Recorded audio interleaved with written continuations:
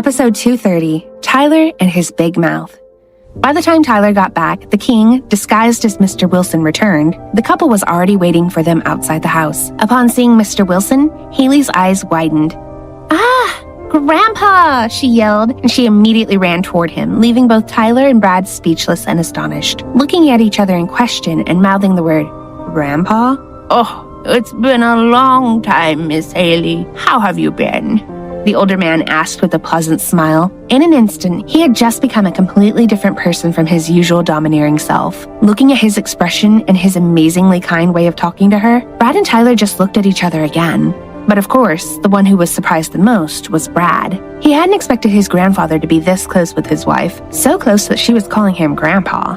"Grandpa, are you going to be the substitute butler again?" Hailey asked, and the older man nodded politely. "Yes, from today I will stay here and help you water the plants again," he replied, and the two continued talking as if they had the most genuine grandfather and granddaughter relationship. While Tyler and Brad's gazes were focused on them, Tyler's cell phone vibrated, and as soon as he saw the message, his brows knitted. He walked away and made a brief call before turning to Brad. "It's no good, Brad. She can't go with us. The only way for her not to appear suspicious is for her to travel alone and take a passenger plane," Tyler said softly. As expected, Brad's expression darkened. Tyler started weighing things out in his mind, and he realized that taking Hailey to Lascamar with them was a bad idea. So Tyler immediately made a decision. "Brad, I'll go alone. You both will stay here." Brad gave him a dark look. "Don't worry. I think telling her that I can deliver her present will be enough to make her happy. Besides, I believe she'll be happier if she spends the day with you here," Tyler argued. Brad's face instantly brightened, causing Tyler to look at him in disbelief. I can't believe I just discovered the easiest way to coax this man. So sweet talking to him about his wife is that powerful, huh? We will stay here then," Brad agreed, and after some moments, the three of them headed out to a gift shop. "Brad, do you have any idea what we should buy for Mr. Clark's fiancé?" Hailey asked. She got no reply. Brad just stared at her with a look that was telling her he had no idea at all. "Okay, let me put it this way. If you were going to buy a present for a woman, what would you buy?" she asked with genuine curiosity. "A woman? Not you?" he asked, staring at her. Hailey nodded. "I wouldn't give any present to any other woman, so I don't know what to buy. But if it's you, that's a different story," he said. Hailey instantly went red. Brad was just answering her honestly, acting as though all the words that were coming out of his mouth were normal and that there was nothing out of the ordinary with them. He looked completely unaware of just how impactful and cheesy his words were, not knowing that his words were causing Hailey's heart to beat erratically, rendering her speechless. When they arrived at the store, Hailey was the only one to go inside. Brad and Tyler had a serious discussion waiting for her in the car. "Even if Ken is here, you are not allowed to step outside the mansion until I return. Do you understand?" Tyler said firmly, and Brad nodded.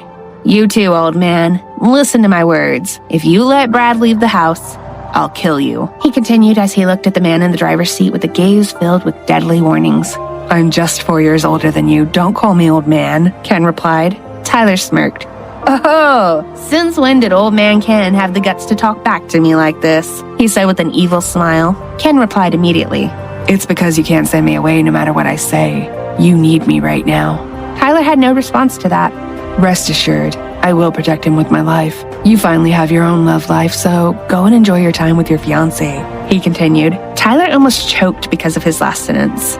"I agree. You might find it difficult in the beginning, but you'll be fine. If you need help, just call me," Brad said. Tyler snapped. "Hey, what are you trying to say?" His face filled with shock. Brad just looked at him blankly. "They said she dislikes you. This is your first time being in a relationship, so don't hesitate to ask for help," Brad replied, acting as a concerned big brother. "I agree, boss. Brad is already an experienced husband, so don't be shy about asking advice from your older brother," Ken goaded him. Tyler felt his veins bulging, and he laughed stiffly. "Stop it, you two. I don't need advice coming from the likes of you both. We all know how inexperienced you both really are," he retorted suggestively. Ken's mouth fell open, and Brad blinked calmly. "Who said I'm inexperienced?" Ken blurted out. Tyler just smirked. "Wouldn't you like to know?" "Tyler, that kind of inexperience has nothing to do with it," Brad said with an ever so serious expression. But Tyler didn't buy his words. "Go and make a baby first, Brad. I'll only listen to you after you've been deflowered." Tyler suddenly clamped his mouth shut and cursed himself when he realized the car door had already been opened and Hailey was standing staring at them. Episode 231, Hailey Needs Help. Miss Hailey, did you hear what I said just now? Tyler asked hesitantly when he saw Hailey poking her head in the car door. Just now? Weren't you talking about flowers? She replied innocently. Tyler coughed. Thank God she didn't hear the whole word. That was close, he thought, breathing a sigh of relief. Are you ready to go home now, Miss Hailey? He asked. Hailey climbed in the car before she replied, Yes, let's go home. Ken started the car up and they headed for home. Mr. Clark, what time is your flight? Hailey asked after a couple minutes. In about 6 hours. Why? He replied. Hailey seemed relieved. I'm planning to wrap these gifts myself, so I'm glad I'll have plenty of time for that, she said. Once they had arrived back at Gray Mansion, the men headed to Brad's study while Hailey set herself up in the living room to wrap presents. After watching her from the doorway for a few minutes, Mr. Wilson got an idea in his head. Where's Brad? He whispered to Mr. Green. When he replied they were in the study, Mr. Wilson walked in that direction. Once there, he knocked on the study's door. Brad opened it. Tyler and Ken were having a serious discussion behind him. What are you doing here? Stop hiding inside this dark den of yours and go help your wife. She needs your help, the elderly man said. Brad's eyes widened. Did something happen? Where is she? He asked anxiously. His grandfather hadn't been expecting the troubled look on Brad's face or his anxious reaction, so he spoke quickly. Downstairs. Why are you so... But he couldn't finish his words because Brad had pushed past him and hurried down the stairs, worried something bad had happened to his wife. He might have misunderstood what you mean, sir. He might have thought that something bad happened and she needed his help, Mr. Green explained when Mr. Wilson mentioned it to him. Is he always like this? Yes, he worries too much about her, Mr. Green said. Mr. Wilson was awed by this. He silently moved down the stairs, determined to spy on the couple. He had decided he should watch them interact for a bit before using the tricks he had hidden up his sleeve. Hailey's head popped up when she heard fast footsteps coming down the stairs. Brad was rushing toward her, and the next second, he had her by the shoulders, examining her from head to toe. Are you okay? Did something happen? He asked, his voice filled with extreme worry. He was breathing heavily, and Hailey was stunned by his behavior. I'm fine. What's wrong? She replied while he continued to inspect every inch of her. When he didn't answer, she took hold of his anxious face and forced him to look her in the eyes. Brad, I'm all right, and nothing happened, okay? She said earnestly. It took him a few minutes, but he finally calmed and then pulled her into a tight hug. Brad, did something happen? She asked as she caressed his head gently. He pulled back and lifted his hand to her shoulder. I think I misunderstood something again. Sorry, he said as he picked up the ribbon that had fallen on the floor when he had grabbed her. His sad expression concerned her. Once again, he had been worrying too much about her, and she wanted to find a way to lift his spirits. So she took his hand in hers. Come, I'll teach you how to wrap a gift box, she said, flashing him a bright smile. And just like that, his uneasy feelings faded away. He had been about to agree when he caught sight of a little pink box, perfectly wrapped in beautiful paper, and hesitated. Hailey followed his gaze to the small box and chuckled. She already knew that he thought it would be impossible for him to wrap something so small and pretty. Don't worry, I'll help you. Let's wrap this one together, she said happily. There was no way he would say no to her. But then he decided he didn't like the idea of wrapping a gift for someone else when he hadn't even wrapped a gift for his own wife. So with a straight face, he announced, I'll only wrap a gift if it's for you. His blatant honesty took her by surprise, and she was completely floored.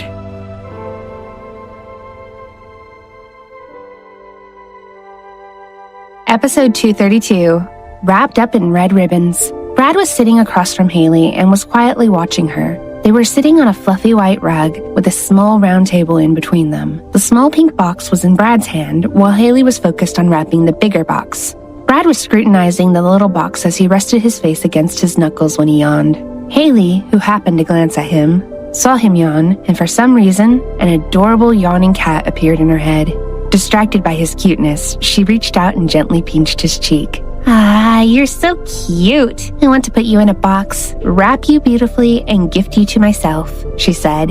He looked at her with confusion, but she smiled brightly and ruffled his hair. Do you really want to do that to me? Brad asked with his usual curiosity and serious gaze. Hailey chuckled. If I say yes, would you let me put you in a box? She asked playfully. Without hesitation, Brad nodded, causing Hailey to chuckle again because of the seriousness in his eyes. Is it really okay with you, even if I wrapped you up too? She continued, asking playfully. The man just nodded again. If that's what you want, I don't mind. But can you tell me why you want to do that to me? He asked innocently with his confused gaze. Hailey gasped in surprise before she put her hand on his face and pinched both his cheeks gently. "It's because you're so cute," she said. Brad still didn't get it. He was obviously trying really hard to comprehend what she meant, and it made her continue laughing. "Actually, I had this dream one time that there's a huge box given to me on my birthday. When I opened it, I found you inside, wrapped with red ribbons," she stated while chuckling, as though she was having so much fun. "I was so happy, but then when I hugged you, you turned into a little masked bear and I cried." Funny, right? Brad felt sparks of warm feelings in his chest as he watched her chuckle and laugh wholeheartedly. He hadn't noticed that he was also smiling along with her, but Hailey did, and his smile put her in a daze. His perfect white teeth and the curve of his lips left her awestruck. Watching him prompted his smile to fade, and he spoke. As long as it makes you happy, you can do whatever you want with me, he said, snapping Hailey out of her daze. He's going to kill me if he keeps talking to me like this, she thought. She didn't have words for how his honest and sweet responses made her feel. He took her silence as an opening to keep talking. But I'm afraid wrapping a huge box will give you a hard time, he said, his voice now mixed with worry. The worry she heard helped her find her words again. There's no need to worry about that, okay? Because I won't put you in a box or anything. This confused him even more, so Hailey, resting her face in her palm, explained, If I put you in a box, you'll suffer inside. You might even have a hard time breathing, so I would never do that. But her explanation had no effect on his expression. But I'm truly fine with it. I can easily handle it, and it's not dangerous at all, he replied with a determined look, making Hailey chuckle. She moved, kneeling so she could reach out her hand and wrap it around his neck. She pulled him closer and he raised his face a bit to meet her gaze. It won't make me happy if I do that to you. And besides, I don't need to do that. I don't need to wrap you and gift you to myself because you're already mine, right? She asked. Brad's eyes slowly widened as his brain cells began to malfunction. You're already mine. You're already mine. You're already mine. He heard that on repeat in his head like a sweet song. Everything inside him went warm and soft. Inexplicable happiness filled him. He was about to tell her that all of him belonged to her and that everything he had was already hers when her lips landed gently on his forehead and everything disappeared from his mind. He didn't know how to explain what he was feeling with the touch of her lips on his skin, but he imagined it might be what heaven felt like. Since you came into my life, I felt like you're a present that God gifted me. To me, you are the most precious gift I ever received, and you always will be.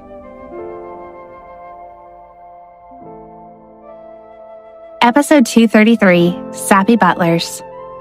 Tyler was walking down the stairs when he saw the two old men in butler suits peeking quietly at the loving couple in the living room. A mischievous grin flashed across his face, and he quietly walked toward them. Sneaking up to stand right behind them, he cleared his throat softly, making the elderly men turn around. He had planned to gossip with them before he left, so he could at least have an idea of what they were planning, when his eyes suddenly widened with surprise as he took in the butlers' faces. What the hell happened? Why are these two looking like this? Tyler was completely bewildered. Both men were teary-eyed. It was as if they had just watched a sad movie. Tyler couldn't believe that the stubborn, hard-headed old king had tears in his eyes. Tyler was beyond excited to see what had caused such a reaction, so he peeked around the corner to see what Brad and Hailey were up to. To his dismay, he saw nothing unusual. They were just frozen in place, looking at each other without saying a word, like usual. What happened? Why are both of you crying? Tyler asked the butlers. They just wiped their tears and ignored his question, making him even more curious. Mr. Green, we really are getting too old now, Mr. Wilson said. Mr. Green nodded. That's right, sir. We really are getting too old. Hey, sire, did something happen to them? Tyler asked again. The older man finally looked at him. Young man, tell me, how come there is no baby when they're already at this level of affection? Mr. Wilson asked instead of answering him. His voice was filled with wonder. Wait, don't tell me you two are actually tearing up because of their sweetness, Tyler asked. When he confirmed that he was right from their expressions, his shoulders fell in disappointment. It's not mere sweetness, you punk. The love between them is far beyond words. Mr. Wilson replied, causing Tyler to sigh. They're like that every day, though. You better watch out for your health, sire. You can't tear up like this every time you see them show their deep affection for each other, Tyler said. He was about to walk away when the older man stopped him. Are you really sure that Brad hasn't touched her yet? Mr. Wilson whispered. Tyler felt uncomfortable and tried to evade the question. Sire, I suggest you go and ask the man yourself. He then excused himself and went to the courtyard. Meanwhile, Brad had finally recovered from the lethal assault that his heart had just experienced. Hailey had already let go of him, and she was about to continue wrapping the gifts when Brad suddenly stood, moved to sit behind her, and quietly hugged her from behind. He slipped his arm around her waist and leaned his head on her shoulder. She was surprised, but as soon as his soft hair brushed on her cheek, she lifted her hand and caressed his hair. "If you're sleepy, you can sleep like this. I'll just finish this," she said. He just replied with a soft, Upon hearing him, Hailey smiled and she continued doing what she was doing. Brad, on the other hand, wasn't actually sleepy. His mind was filled with ideas. He was thinking deeply. His heart was beating wildly because he had finally made a decision. Episode 234, Secret Chest. When Hailey had finished wrapping the gifts, she gave them to Tyler. Rest assured that your gift will reach your best friend, Tyler said, giving her a reassuring smile. She smiled back in return. "Thank you so much, Mr. Clark. Also, best regards to your fiancé," she replied. Tyler nodded his thanks. Hours later, Brad and Tyler, along with Ken, came out of the study. The two men followed Tyler to send him off. They walked toward the entrance, and Hailey, who had been with Mr. Wilson, joined them. Hey, you don't need to send me off. It's not like I'm leaving for a long time, Tyler complained, but no one seemed to be listening to him. They followed him all the way out to the car. "Bye-bye, Mr. Clark. Please come home safely," Hailey said. "Thanks, Miss Hailey. I'll come back soon. Also, please take care of that husband of yours. Don't let him step outside the mansion until I return," Tyler instructed her. Hailey immediately became concerned. "Why? Is it dangerous for him to go out?" Tyler nodded, causing her to gasp with worry. Tyler was about to say something more when he caught the sharp glare Brad was sending him and clamped his mouth shut. His cold aura let Tyler know Brad was not impressed. He had caused Hailey to worry. Well, as long as he doesn't go out, he'll be fine, so you don't need to worry," Tyler said with a forced smile when suddenly Hailey stepped closer to him. "Don't worry, Mr. Clark. I won't let him go out," she said, and a great determination flashed across her eyes. "Amusing, Tyler. Good woman. That's the spirit. I leave him in your hands then," Tyler happily replied. But Hailey wasn't done, and she stepped even closer so she could whisper in his ear. "Mr. Clark, can I borrow the handcuff you used to restrain him?" she whispered. Tyler chuckled mischievously and grinned. "You want to use them on him?" he whispered back. Hailey nodded. "Just in case he won't listen to me," she said. "Come, follow me. I have something to give you," he said. She hastily followed him toward a room in the basement. Brad and Ken were left wondering what had just happened and where Tyler and Hailey were disappearing to. Ken was about to speak, but the dark aura of his boss made him keep his mouth shut. It suddenly felt very cold outside. Tyler had taken Hailey to the storage room, and they were now squatting over an ancient-looking chest. Tyler opened it, and Hailey saw it was filled with different kinds of chains and cuffs. Hailey's eyes sparkled the moment she saw them. "Can I pick one?" she asked excitedly. Tyler looked at her mischievously. "Miss Hailey, I brought you here for a reason. You can use all of these if you want," Tyler said, wowing her. "Really?" she exclaimed. "Of course." "Oh, but I can't bear using these chains on him," she said as she put her finger to her chin, considering her options. "You don't need to be too nice to him, though. His safety is more important," Tyler reminded her. She looked up from the chest to nod her agreement. "You're right. Then I'll pick this one." Tyler nodded with approval. "Not bad." They shared a high five, then closed the chest and left the storage room, both looking very satisfied. Episode 235, Thwarted. Returning to the driveway, Tyler could feel Brad's cold aura brewing. He began to sweat, anticipating his boss's reaction to his and Hailey's little excursion. Thankfully, Hailey hastily ran over to Brad with a bright smile, neutralizing the menacing look in his eyes and warming his mood. Taking advantage of the change of atmosphere, Tyler immediately bid farewell with his usual mischievous grin and climbed in the car, leaving Gray Mansion. Later that night, the king started executing his plans. He secretly put a drug in Brad's tea, but it was as if Brad had somehow foreseen his every movement, because Brad chose not to drink the tea. He looked over at his grandfather, communicating without words. "Don't bother wasting your time. I won't fall for it." he thought. The message was received, and the king and his partner in crime, Mr. Green, sighed with disappointment, but they refused to give up so easily. Mr. Green had told the king that Brad had recently started leaving their bedroom at night, and had even been found sleeping on the couch. Horrified, King Anderson thought about locking their bedroom door to prevent Brad from leaving. So that night, before the couple entered their room, he ordered the maids to gather all the keys and bring them to him. As soon as Brad and Hailey went into their room, the king locked the door. But as soon as Hailey fell asleep, Brad climbed out of bed, not trusting himself to control his desire. He took the spare key from his pocket and opened the door. The two elderly men were disappointed as they watched Brad pad down the hall. Morning came, and nothing had happened. Brad hadn't fallen into any of their traps. On the other hand, Hailey had started to feel that Brad seemed to be putting distance between them every time they climbed into bed. He was still acting his usual self during the day, but he would become stiff and silent at bedtime. Since he had returned, Hailey found herself waking up alone in bed each morning. She had thought that he was just waking up before her, but she soon found out that he hadn't slept in their bed for 2 nights straight. It made her feel uneasy. She tried to keep her optimistic attitude and convinced herself that he might have something important on his mind, so she tried not to think about it too much. Brad had just stepped out of his study when he saw Hailey walking toward him. "Is your work done?" she asked, and when the man nodded, she took him by the hand and dragged him down the hall. He followed along until they reached the garden. She thought that if she engaged him in normal activities, it might help him relax, so she had brought him outside to help her water the plants. "Did you work again last night?" she asked as she gave him a garden hose. He only hummed in response and gave the hose in his hand a curious look. Looking at the way he was staring seriously at the hose's nozzle, Hailey smiled. "Is this your first time using it?" she asked. Brad nodded. "Okay, you just pressed that button," Hailey said, and so he pressed it without pointing the hose toward the plants. Water then gushed out of the nozzle that was aimed straight at Hailey. Brad's eyes widened in shock, and he let the hose fall from his hand as he took in the sight of Hailey completely drenched. He hurried toward her, filled with anxiety, and tried to wipe her face with the sleeve of his sweatshirt. Are you okay? I'm sorry.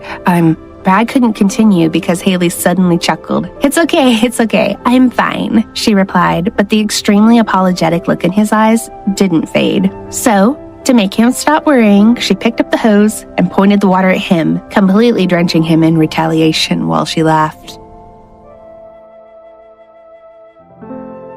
Episode 236, Averting His Gaze. In romance movies, couples chase each other happily until they slip and fall to the ground, with one person landing on top of the other. Hailey and Brad, by contrast, just stood there. Brad was stunned by what she had done, but what shocked him the most was the view that had appeared. Her drenched shirt had shrunk, and it clung to her, revealing the beautiful curves of her waist and chest. Her wide eyes revealing her concern when she remembered that his skin was sensitive to the cold. She gasped and ran to him when she saw the lower part of his face turning red. She didn't know that he was fine and was just blushing. "Are you okay? I'm sorry, I forgot your skin was... Let's go, you need to get changed," she said worriedly. Brad turned to her. No, it's all right. The water isn't that cold. My skin will only react if it's colder than... "But your face is already red. Look, even your ears," she exclaimed, cutting him off. He fell silent, knowing that the redness had nothing to do with his cold sensitivity. "Come on, let's go," she said, tugging on his arm. They were a few steps away from the door when he pulled her toward him, turning her to face him and resting her head on his chest. She gasped again, worried that the cold was getting to him, and wrapped her arms around him to warm him. He hadn't expected her to respond like that. He had pulled her close because he had seen Ken standing by the door and didn't want him or anyone else to see her in her current state. He felt her soft chest pressing against him and her warm hands caressing his back. His cheeks burned and he felt his temperature rising. "Are you all right? Should I call for help?" she asked. He stepped back from her, but when he saw her chest, he pulled her back into his arms. His behavior confused her, but he didn't give her a chance to ask what was going on. I'm fine, he said as he gestured to Ken to bring them some towels. "Are you cold? Let me get you a towel," she said. No, don't. Stay with me, he said. It sounded like a command. Hailey was even more confused. She pulled away from him and looked at him, but instead of meeting her gaze, he averted his eyes. She was speechless and couldn't understand why he didn't want to look at her. Before she could say anything, she heard footsteps approaching. She was about to turn when Brad suddenly wrapped his arms around her, holding her still. A few seconds later, he wrapped a towel around her and let go of her. She stared at him as he wrapped another towel around himself. She waited for him to look at her, but he just took her hand and said, let's go. His behavior perplexed her. so she stayed motionless, waiting for him to turn to her. He did, but he averted his eyes again. It's like he can't look at me for more than a few seconds, she thought. Let's go. We need to change, he said. She followed him quietly, her mind racing. When they reached their bedroom door, he let go of her hand and started to walk away. She tugged at his sleeve and stopped him. Brad, I feel like you're avoiding my gaze. Am I just imagining things, or is something going on? She asked. Her troubled voice got his attention, and he turned toward her. Their eyes met, and he realized that it was his behavior that was troubling her. Seeing the worry and confusion in her eyes made him feel guilty. He kissed her forehead and said, I have something to tell you, but let's get changed first. His words made her nervous. Episode 237, Busy All Day.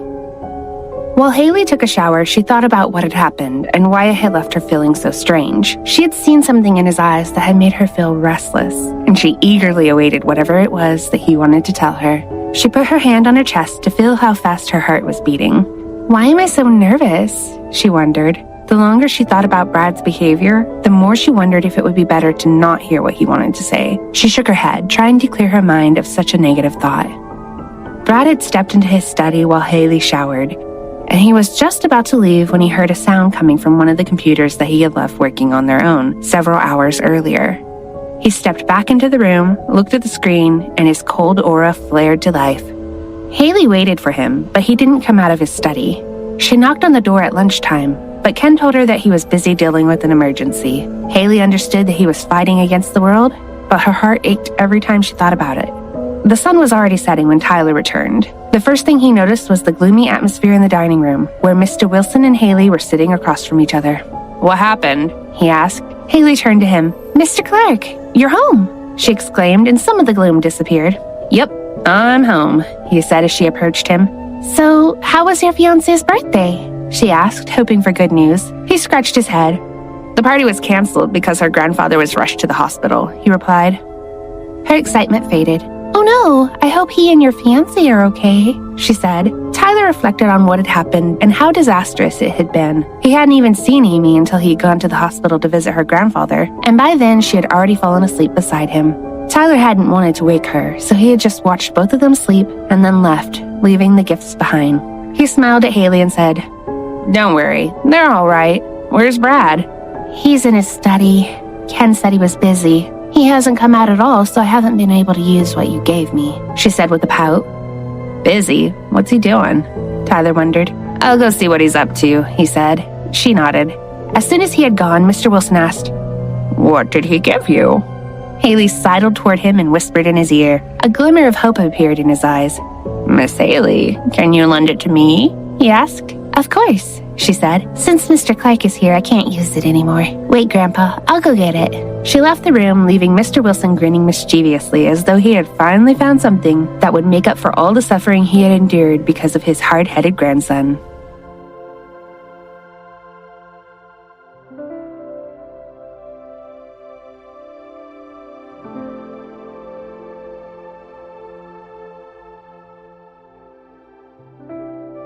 Episode 238, A Difficult Decision. Tyler entered the study and leaned against the door. His gaze fell upon Brad, who was sitting at his computer. Ken approached him. I'm surprised at how compliant he has become, he whispered so that he wouldn't distract Brad. Tyler smirked as he replied, Compliant? Not really. He just doesn't want to worry Hailey. Well, that's why? Well, it's great that he listens now. Tyler said. He can't afford to act recklessly now. We had a hard time protecting him in the past because he didn't care whether he lived or died. But things are different now. He has a reason to live. Ken's eyes widened with surprise. He realized that what Tyler had said was the only possible explanation for his boss's change, and he was thrilled. So what's going on with him? Tyler asked. Ken sighed. I don't know. He went crazy this morning. I think he got some really bad news. And I also think he hurt his hand. He was so angry that he punched the wall. Tyler was shocked. He knitted his brows and strode across the room toward his boss. Brad glanced up at him, and the calmness in his eyes nearly froze him. He took a few deep breaths to calm himself. What are you doing? He asked, noticing the bruised and bloodied knuckles. When there was no response, he looked at the screen. Brad had been reviewing the footage from the police station. To his surprise, he had found that the woman the police had shown Hailey a picture of wasn't his mother. Who is she? Tyler asked. There was no response, so he asked another question. You haven't found anything on her yet? There was still no response, but Tyler noticed that Brad wouldn't look at him. He guessed that he hadn't found any information, raising his suspicions. They're still investigating Hailey, Brad finally said, his cold voice filled with suppressed anger. Tyler knitted his brows and looked through the files Brad had obtained. His eyes slowly narrowed as he read through them. He learned that the FBI and the CIA were working together. They had already found out that Hailey had been in Castendale, where Brad and Tyler had taken refuge during their escape 10 years earlier. The most surprising thing was that their investigation indicated that Hailey had also disappeared the night they had left, making her appear even more suspicious. They're using her to track me. She's their main lead, Brad said in the same cold voice. Tyler clenched his fist, realizing that the situation was slowly getting out of control. When he saw the dangerous sparks in Brad's eyes, he felt that a catastrophe was looming. He knew that their enemies would eventually find out where she was living. He could already see what was in store for her. It's been 10 years and they're still hunting you? They even suspect that she's working with us now? He cried in disbelief. Since the agents had already believed that she had been with them the night that they had escaped, they would consider her a criminal if they found out about her current connection with them. What are you gonna do? He asked. He knew that they had reached the point where it wasn't safe for them to stay together. Brad, you have to make a decision now, he continued. Brad stood up, quietly walked toward the window, and leaned his head on its frame. After several minutes of silence, he clenched his fist and said, If I stay with her, they'll be able to hunt her just like they're hunting us. Her life will be turned upside down. I might be able to protect her, but I can't assure her freedom. She'll be treated like a criminal, just like we are. He spoke monotonously, and his eyes revealed his pain. A beautiful but pained smile spread across his face as he turned to Tyler and said, What choice do I have? His eyes glimmered with indescribable emotions.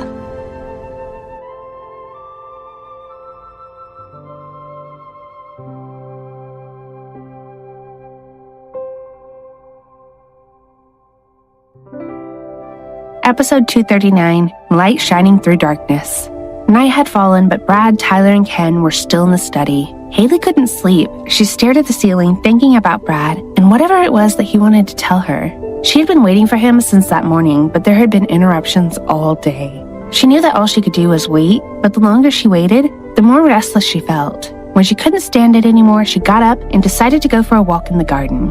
She quietly walked downstairs, but just as she was about to reach the door, she stopped. She heard voices that sounded like Mr. Clark's and Mr. Wilson's. She didn't want to eavesdrop, so she was about to make some noise to alert them to her presence. But what she heard next paralyzed her. What? Hailey's in danger. They suspect her. Sooner or later, they'll exploit her connection to Brad. He isn't thinking about leaving to keep her safe, is he? I don't know. He hasn't said. Her heart raced when she heard Mr. Wilson's question. When she realized that what they were discussing might be what Brad wanted to tell her, her heart broke. Feeling short of breath, she ran to the garden. Her heart ached so painfully that she pressed her fist to her chest. She felt like her heart had been torn to shreds. When she reached the farthest part of the garden, her knees weakened and she sank to the ground with her face buried in her hands. She felt helpless as she imagined Brad leaving her. Her world was slowly crumbling and the pain was unbearable. She loved Brad so much that she couldn't imagine her life or her future without him. She stayed motionless and silent for several minutes. She couldn't even cry. Her face was still buried in her hands when she felt something warm being draped over her. She slowly raised her head and saw Brad looking down at her. His eyes were beautiful, as breathtaking as ever. But as she gazed into those ethereal gems, her heart ached even more. She saw the excruciating pain and sadness in his eyes, and she realized she wasn't the only one who was hurting. She could tell that his heart ached too, and his pain was even greater than hers. That realization broke her heart again. The pain she had felt a few minutes earlier seemed like nothing compared to what she felt when she looked into his eyes. She couldn't stand the thought that he was suffering more than she was. She slowly stood up and faced him, and the blanket that he had draped over her fell to the ground. She gently placed her hand on his face and said, "What are you doing out here? Is your work done?" Contrary to what he had expected, her voice was gentle and soothing. She smiled sweetly, and the pain in her eyes was replaced with hope and her intense fighting spirit. Brad didn't know how to respond to her sudden change of emotions. Tyler had told him that she had overheard what Mr. Wilson had said, so he had expected to find her crying. Yet there she was, gazing at him with hope and determination instead of pain and hopelessness. She caressed his cheeks gently, as though she were trying to soothe his breaking heart. Her gaze told him not to be sad. Her hopefulness and her warm caresses made him feel like she was an angel. He knew that she would never let anything dampen her spirit. No matter what happened, she would still shine brightly. He felt like her light brightened his darkness and eased his pain. But his ironclad will was stronger than ever. Watching her shine, he swore that he would never let anyone, even himself, extinguish her light and plunge her into darkness. He opened his mouth to speak. Hailey, listen to me. He didn't have a chance to finish. She pulled his face toward her, and before he could react, she kissed him hard. He froze as though he had been immobilized by a spell. She kept kissing him even though he was frozen like a stone. She didn't wait for him to respond. She just kept kissing him hungrily. She slipped her tongue into his mouth, teasing his tongue, and she nibbled on his lip. She stopped to take a breath, and she looked up at her surprised husband. Her face was burning red. This was the first time she had kissed him so forcefully. She smiled at him. "Brad, I love you," she whispered before kissing him again. His defenses had crumbled, and he returned her kisses. The intensity of the kiss caught her off guard, but she focused her thoughts. "I'm sorry, Brad, but I won't let you say it. I won't. And I won't let you hurt again. I'll fight for you as long as I can. I won't let you go. I know that we can get through this. No matter what happens, I will never give up on you. Never."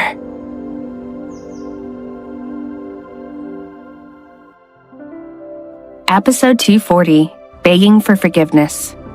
That night, in the farthest part of the garden, they shared their longest kiss ever. They felt that the intensity and passion that they were sharing obliterated the pain in their hearts. Their kiss was a powerful painkiller. They gazed into each other's eyes again, Hailey smiling so brightly that Brad's heart melted and his brain blocked out all unpleasant thoughts. Her gaze seemed to tell him to forget about everything else. "It's getting cold now. Let's go inside," she said, pulling him toward the house. Their fingers found each other and they held hands tightly as they walked. Hailey's grip suggested that she would never let go. When they reached the living room, she turned toward him and looked him in the eyes again. Her mind was racing. She hadn't spent the entire day simply waiting for Brad without doing anything. She had spent the time planning and had studied the new list that Amy had made for her. Even though thinking about the things on the list made her blush, she had decided that it was time. What had happened just a few minutes earlier in the garden had also ignited a fire in her heart. The pain that she and Brad had both felt made her realize that it was time for her to make a move. "You spent all day in your study, so you haven't eaten yet, have you?" she asked. He shook his head hesitantly. When he saw the worry and sadness that flashed across her face, he said, But I had some fruit while I was working. She was always telling him not to skip meals. The worry in her eyes faded. "Great, but you still need a proper meal. I'll cook something for you," she said as she dragged him toward the dining room. She seated him there and then went into the kitchen to prepare his meal. The butlers approached her. Miss Hailey, why don't you let the house staff do the cooking? Mr. Green asked. She smiled, put on an apron, and walked toward the sink to wash her hands. "It's fine, I want to cook." She suddenly clamped her mouth shut and looked in the sink. She saw blood. Her eyes widened and she went straight back to the dining room where she grabbed Brad's hand and saw the wound on his knuckles. Her eyes welled. "What happened to your hand? Why didn't you tell me you're hurt?" she asked. Her voice was filled with concern. Brad, not wanting to worry her, said, It's nothing. She shook her head several times. "No, it is definitely not nothing," she yelled. She looked angry, but her eyes were filling with tears. Seeing her expression, Brad stood and faced her like a startled child who had just received a good scolding from a parent. I'm sorry, he said. He didn't know what else to do. It was the first time she had ever yelled at him. Hailey bit her lip. She was upset and angry because she had squeezed his hand so tightly all the way back from the garden, and he hadn't mentioned his injury. The butlers, who had peeked into the dining room, glanced at each other mischievously as they watched the scene between the angry wife and the sorry husband. It was a refreshing reminder of the beauty of young love. "Miss Hailey, why don't you take care of his hand while we handle the food?" Mr. Wilson suggested. She breathed deeply and nodded, grabbing Brad's wrist and dragging him through the living room and up the stairs. When they entered the bedroom, she sat him on the couch near the large window and found the first aid kit without saying a word. She sat down beside him and looked at him. His anxious expression made him look like a little boy who had just been punished. The only thing missing was a pair of pouting lips. When she looked at his face, she saw a cute, childlike version of him in her mind. The image erased her frustration, but she forced herself to act upset a little longer. She wanted him to understand that not telling her that he was hurt had upset her and that she hated it when he neglected himself. "Give me your hand," she said. She still sounded upset, so he obediently extended his bloodied hand. She started cleaning the wounds carefully and gently. "Tell me if this hurts," she muttered without looking at him. It's fine, he said. She pressed his hand a little harder, expecting a reaction, but he made no sound. She looked at his face, but saw no hint of pain. She pressed his hand again, but he didn't even flinch. "It really doesn't hurt?" she asked with wide eyes. He shook his head innocently. Maybe I'm just used to it, he said. Hailey bit her lip. It occurred to her that with his upbringing and circumstances, he might have been injured so many times that small wounds were no more troublesome than mosquito bites. She focused on his knuckles. Even though he had told her they didn't hurt, she still gently blew on them as she applied an ointment. Brad felt emotional. He had been startled when she had yelled at him. He didn't understand why she was angry, but as he watched her treating his wounds, she looked as though she was the one who had been hurt. He felt comforted, and her warm breath on his hand made his heart skip a beat. After she wrapped a few bandages around his hand, he said, I'm sorry. I didn't mean to upset you. He sounded apologetic, but instead of forgiving him, she glared at him coldly. Her cold gaze froze him. She had never looked at him like that before, and it had never occurred to him that she might. He felt an apocalyptic sense of dread, not realizing that she was intentionally tormenting him. I really am sorry. It won't happen again, he said, looking alarmed.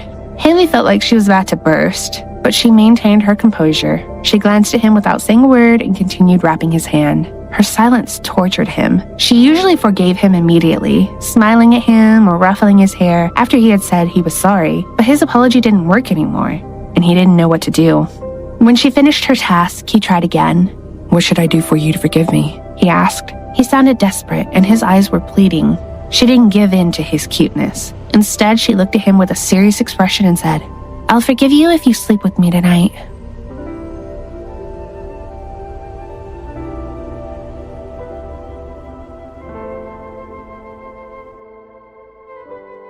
Episode 241, Special Menu. I will only forgive you if you sleep with me tonight, Hailey repeated. Her tone was serious, and she was talking with authority. Brad was stunned by her words, but he figured she was just referring to the fact that he had left her to sleep alone for so many nights that she wanted him to stay with her. He couldn't believe that she had forgiven him so easily. He had expected some sort of punishment. He soon realized that his wife was just being so nice to him, like she always was. It made his heart warm up. I will stay with you, he agreed. Hailey blushed. She had been trying to be bold. She was testing him to see what his reaction would be.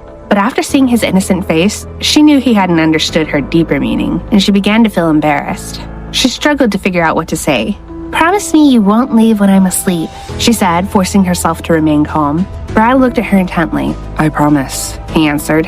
Hailey heaved out a great sigh of relief. She knew she couldn't initiate her plan if he kept sneaking out, so she was glad he promised to stay. Hailey's plan was to set things up slowly.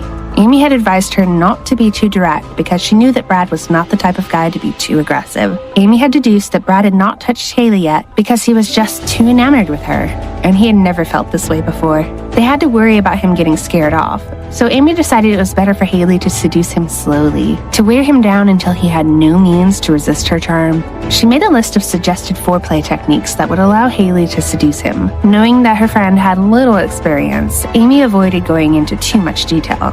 She just listed the steps and hoped that Hailey would follow them without knowing exactly where they would lead. While Hailey was thinking about what to do next, Brad began to speak. Hailey, He was trying to say something when she interrupted him. He looked at her with a serious and honest expression. It made her heart go wild. Judging by his nervous behavior, she could tell what he was going to say. Remembering Amy's tip, Hailey returned Brad's gaze and laid her hand on his forearm. Hailey remembered asking Amy what the point in touching a man's forearm was. Her friend had explained that the back of the forearm is extremely sensitive.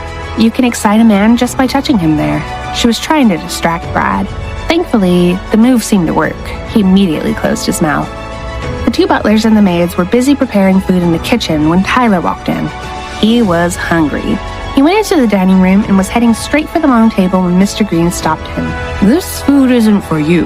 The maids will prepare something else for you later, he said. Tyler looked at him angrily. Why can't I eat this? I'm so hungry right now. I'm not going to wait for something else, Tyler complained, and the old man sighed. You're being stubborn. Go ahead then, but don't say I didn't warn you, he replied, shaking his head. Tyler felt suspicious. He scanned the food that was being served, and his eyes slowly widened. Watermelon, grapes, Chocolate-covered strawberries, oysters, various raw vegetables, pomegranate juice, salmon, and spinach covered the table. Tyler couldn't believe it. What is this? He was about to complain about the strange menu when he remembered something. He looked at the table and started to figure it out. All the food was considered natural aphrodisiacs. Episode 242, Stuffed. Brad was currently in a daze when a knock on the door made him recover his senses. Hailey immediately stood up. A maid came in and told them that dinner was ready. "Okay, thank you. We're coming," she said as she smiled and turned back to Brad. "Dinner is ready. Let's go," she said, and he nodded. She held his hand as they both left the bedroom. As soon as they reached the dining room, the butler and the maids told the couple to enjoy their meal and scurried off. They both sat down without noticing what was on the menu. Hailey's focus was on Brad, but he was distracted. Neither of them noticed the obvious trap that had been served before them.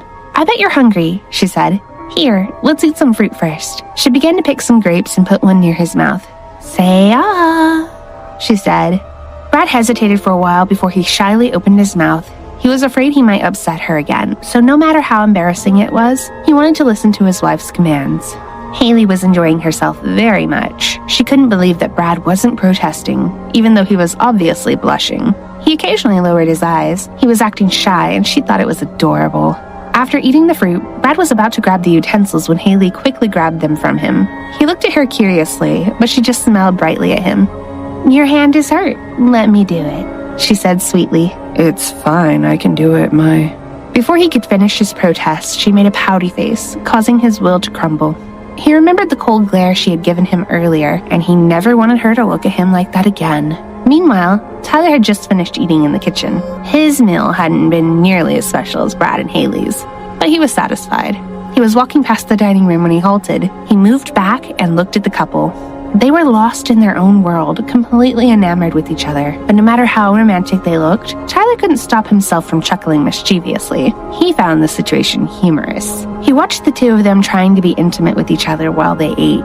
Hailey looked excited while feeding Brad. He was acting agreeable, but looked like he was going to cry from embarrassment.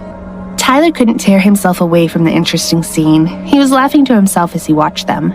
Brad was never fond of food and didn't eat too much, but Hailey was blinded by his cute demeanor and continued to feed him without stopping. The most hilarious thing was that he seemed to be too afraid to say anything to her.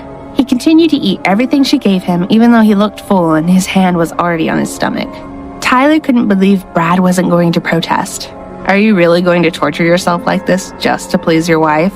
he thought, and then laughed again. After a few more minutes, Brad had finally reached his limit. "You're not eating at all," he said to Hailey, and she snapped back to reality. "It's fine. I already ate an hour ago," she replied. She was about to fill the spoon again when she finally realized just how much Brad had eaten. She was surprised since he normally had such a small appetite. "You're not full yet?" she asked curiously. He waved his hand in response. "Yes, I'm full. So full," he replied as though he had been waiting for her to ask him for a long time. Watching his reaction, Hailey giggled. "You ate a lot this time," she said happily. After a little more time sitting together, they left the dining room. Tyler and the two butlers had hidden in the kitchen. They walked into the dining room after the couple had left. They scanned the table to see what Brad had eaten. The old men looked elated. "I never knew that my grandson was capable of eating this much until now," he said. Mr. Green nodded with approval. "You're right, sire. For all the years I've been in this house, this is the first time he has eaten this much," the butler replied. Both men sighed with a sense of great achievement. "It's too early to celebrate yet," Tyler added. "I fear he may have eaten much more than he can handle. Are you sure all this food you served them will put him in the right mood? You don't think he ate so much that he'll just fall asleep, do you?" The three men looked at each other with blank expressions.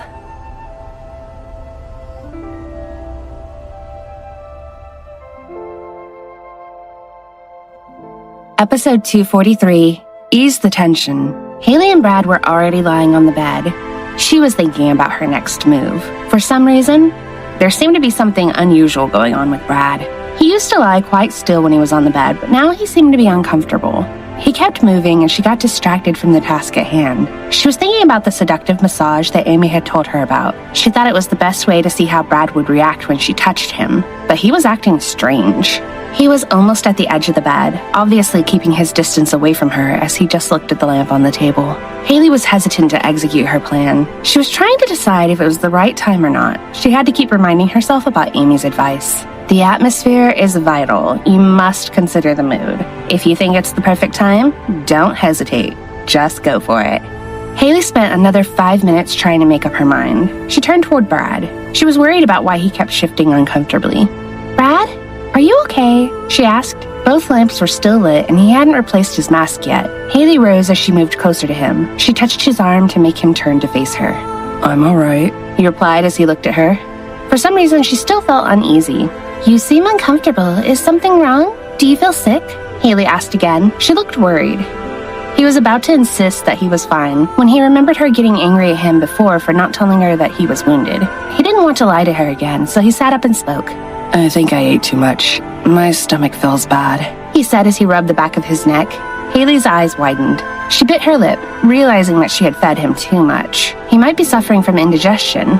"I'm sorry, He cut her off. It's fine. It's just an upset stomach. It'll go away soon, he said.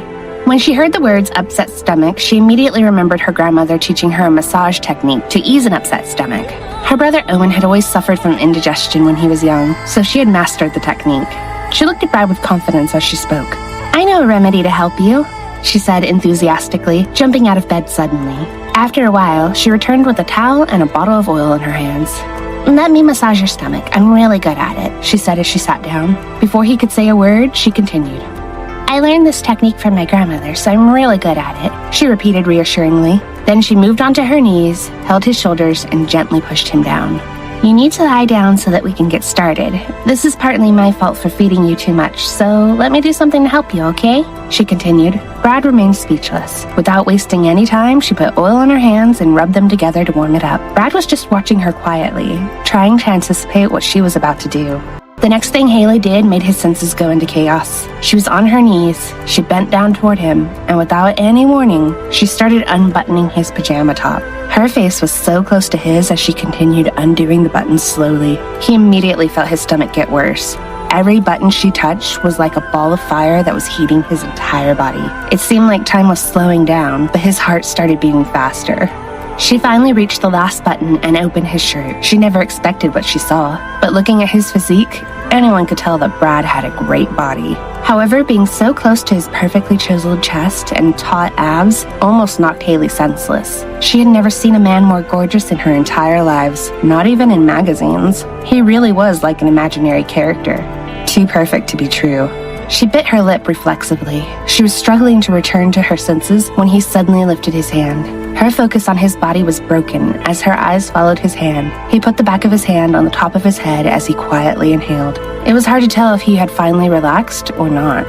She worried that he might be feeling worse now, so she hastily rubbed her palms together again. Brad, on the other hand, was feeling quite troubled. He hadn't expected all this to have such an effect on him. He was having trouble controlling his breathing, and he had no idea how to deal with everything else that was happening to his body. He heaved a deep breath when she finished unbuttoning his shirt. He was trying to calm himself and act normally. He didn't want her to notice him acting strange. Then something beyond all his expectations happened. The moment his wife's hands slowly landed on his stomach, the hot, fiery feeling inside him intensified. Brad was then struck by the most extraordinary sensation. Episode 244, Is Tonight the Night? In the living room, King Anderson approached Tyler, who was sitting quietly on the couch. "What are you thinking, young man?" he asked. Tyler stretched his back. "Well, I'm wondering if what you fed Brad will even work," Tyler answered with his usual mischievous smile. The king sat down across from him. "You think nothing will happen?"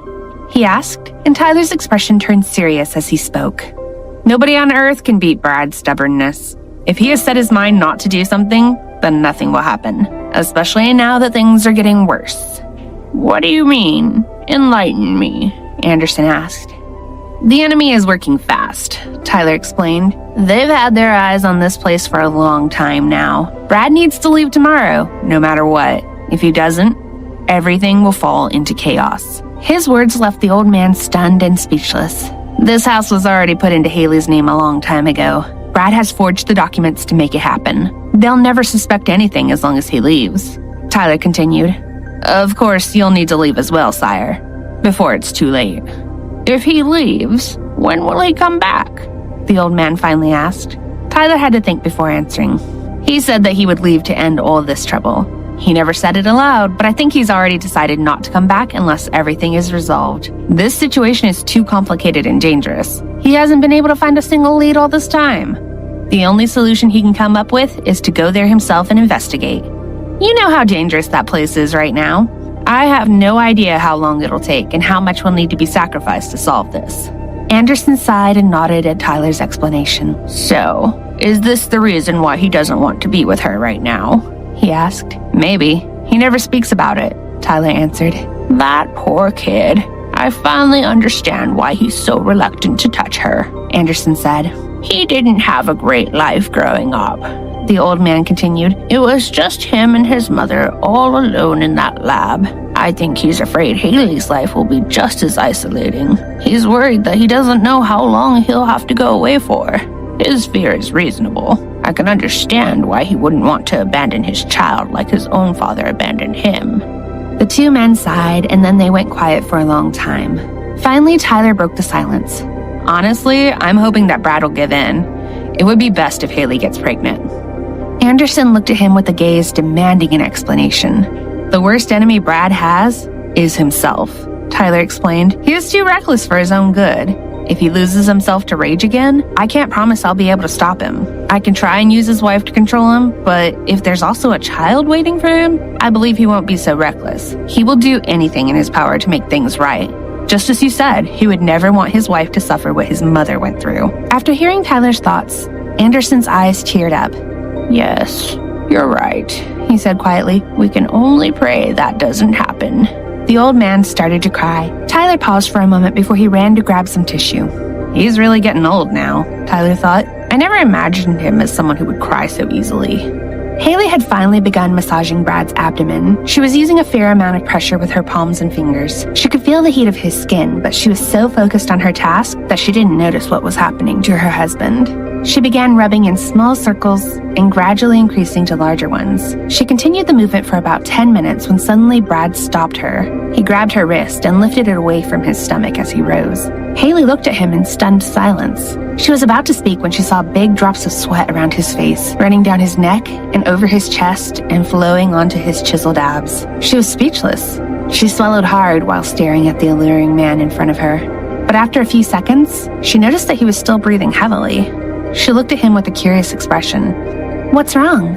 Are you all right?" she asked. "Does your stomach still feel bad?" She reached up and held him by his shoulders. "You'll feel better if you let me finish, so please lie down so I can continue," she said, pushing him down again. But before she could remove her hands from his shoulders, he grabbed her wrists once more. Her face was just above his, and they were looking straight at each other.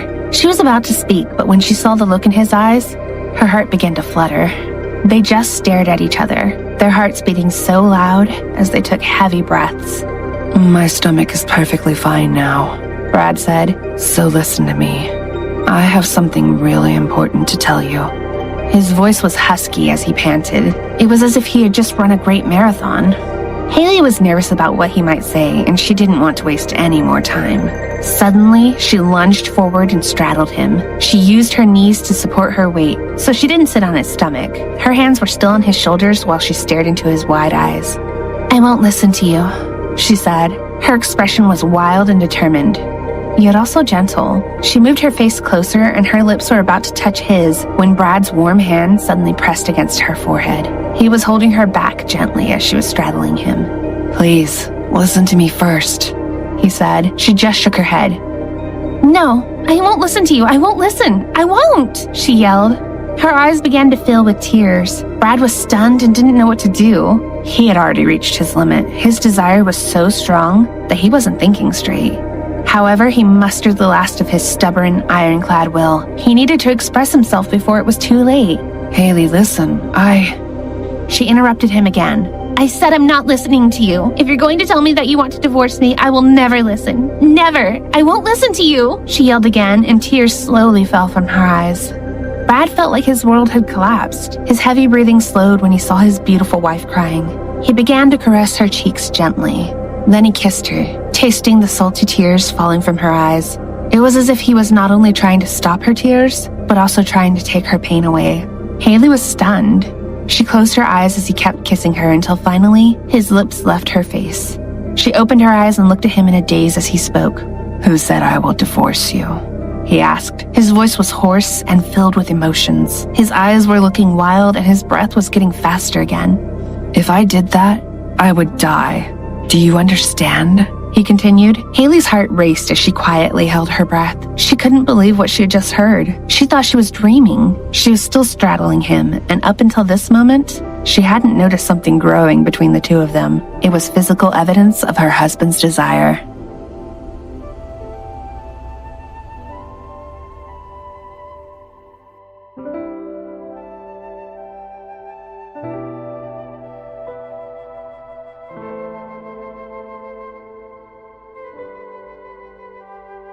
Episode 245, Promises.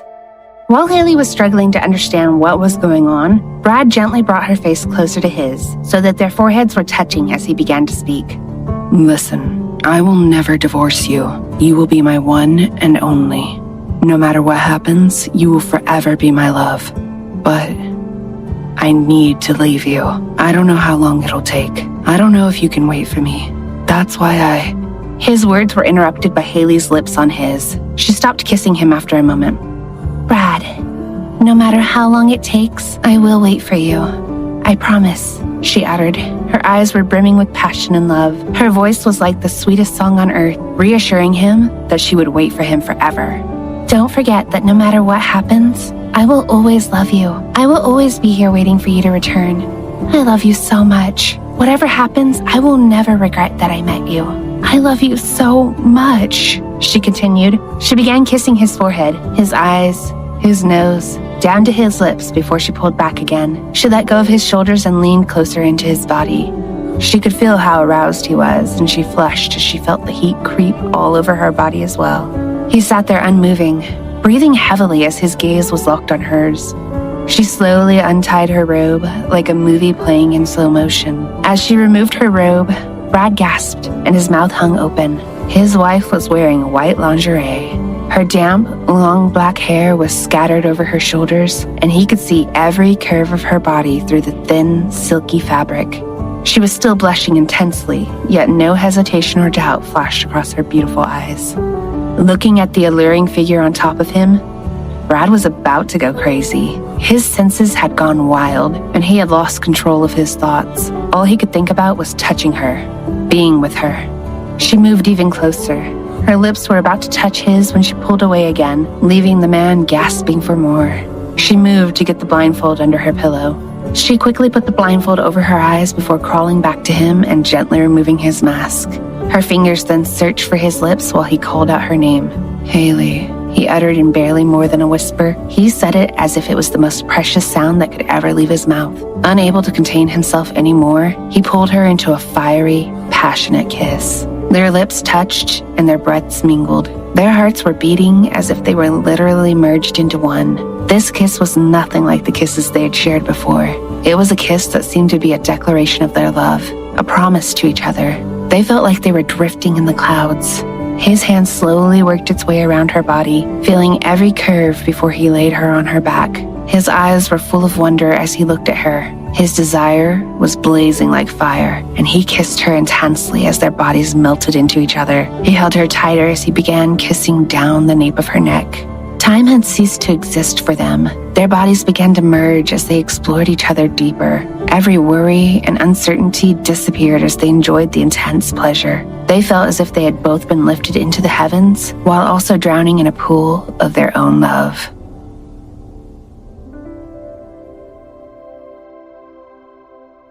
Episode 246, Ripe Tomato.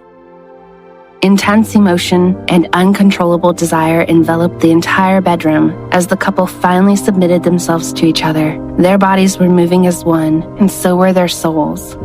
In this moment of heavenly pleasure, the two of them were making a promise to each other. A silent promise that only their souls could understand. A promise that was being engraved permanently in their hearts forever. And a promise that no one, not even the gods, could ever undo. The next morning, Tyler and Anderson were smiling wider than ever. They looked as though they had woken up with happy hearts, and to them, it was the best morning ever. Anderson couldn't hide his happiness, and he started humming a tune as soon as he got up. He seemed to be radiating beams of joy. Tyler felt exhausted just looking at the old man prancing around. He wiped tiny drops of sweat from his forehead. "Maybe you should save some of that excitement for when we know that a baby is on the way," he murmured as the old man walked up to him. "Don't you think we need to do something to celebrate?" Anderson asked Tyler excitedly. Tyler almost choked. "Celebrate what?" he replied in surprise. "I think we should save the celebration until we know if the night was a success." But then he started to think about it a little more. "Actually, you might be onto something. It's not a bad idea to celebrate. Besides, a baby will surely come soon, right?" Tyler kept thinking as a mischievous grin formed on his face. He leaned closer and whispered something in Anderson's ear. The king looked extremely impressed with Tyler's idea. He nodded vehemently before slowly walking away. A little later, 3 men were standing outside the bedroom. Tyler was hiding in the corner with a cell phone in his hand, ready to capture what was about to happen. They waited, but no one opened the door. Tyler was squatting down, and Anderson and Mr. Green were standing by the door like guards. "What time is it? They're still not awake?" Tyler asked before he looked at his wristwatch. After an hour went by, the 2 older men started moving uncomfortably. Tyler was about to stand up and tell them to take a rest when the moment they had been waiting for finally arrived. The door was opening. Tyler raised his cell phone while the other 2 prepared themselves. As soon as Brad stepped out of the door, Anderson and Mr. Green threw confetti up into the air. Brad was stunned and froze in place like a statue. "Congratulations!" they said in unison while smiling happily. Brad just raised his hand and brushed the confetti off his head. He seemed confused about what was going on. Unable to contain his excitement anymore, Anderson was about to say something when Brad spoke first. "Where is Tyler?" he asked in a loud voice as he looked around. He spotted him squatting in the corner, taking pictures with his phone. Brad walked over to him, ignoring the 2 men and their confetti. Tyler stood up straight as soon as he saw him approaching. Brad's hands landed on Tyler's shoulders as he began to speak. "Tyler, I think Brad paused. He seemed to be worried that his words weren't coming out right. Tyler looked at him curiously. "Hey, what is it? Is something wrong?" Tyler asked. "I was expecting you to be super happy this morning." Brad was still looking at him with a serious expression. She's not waking up. I'm afraid I overdid it." Once again, Brad trailed off and seemed to have trouble finishing his statement. However, he had said enough for Tyler to realize what he was getting at. His mischievous grin got bigger. "My goodness, this man outdid himself," he exclaimed. Tyler raised his hand and lifted Brad's mask. When he saw his face, he laughed loudly. "Brad, your face looks like a ripe tomato." "Should I call a doctor?" Brad asked anxiously. Tyler tried desperately to suppress his laughter so he could reply. "What are you talking about? Why are you so worried if she's not waking up?" Tyler asked, and Brad shyly averted his gaze. "Last night, I couldn't control myself at all. I think I overdid it," he answered honestly. Tyler burst out laughing again. He stood beside Brad, placed his arm around his shoulder, and whispered, "Tell me, how many times did you do it?" Tyler was just teasing Brad again. He didn't really expect him to answer. But Brad raised his arm and also put it around his friend. "Many times," he admitted. His voice was shy and at the same time, still a little worried. Tyler pressed his lips together to stop himself from laughing too much. He took a deep breath and patted Brad's back. "She didn't complain or tell you to stop, right?" Tyler asked. "She didn't," he answered. Tyler nodded. "Well, if she didn't, you have nothing to worry about. She doesn't need a doctor, so stop getting so worried. You've exhausted her and she just needs a good rest," Tyler explained. The look on Brad's face relaxed as he began to understand. However, he still seemed a little worried that Hailey hadn't woken up. "Are you sure?" he asked again, but Tyler was losing his patience. "You better go and relax. You're worrying too much," he explained as he turned to look Brad straight in the eyes. "Now you're starting to make me concerned. If you're this stressed right now, what are you going to do when your wife gives birth?" His words struck Brad like a bolt of lightning. He repeated them over in his head like a broken tape recording. "When your wife gives birth. When your wife gives birth. When your wife gives birth."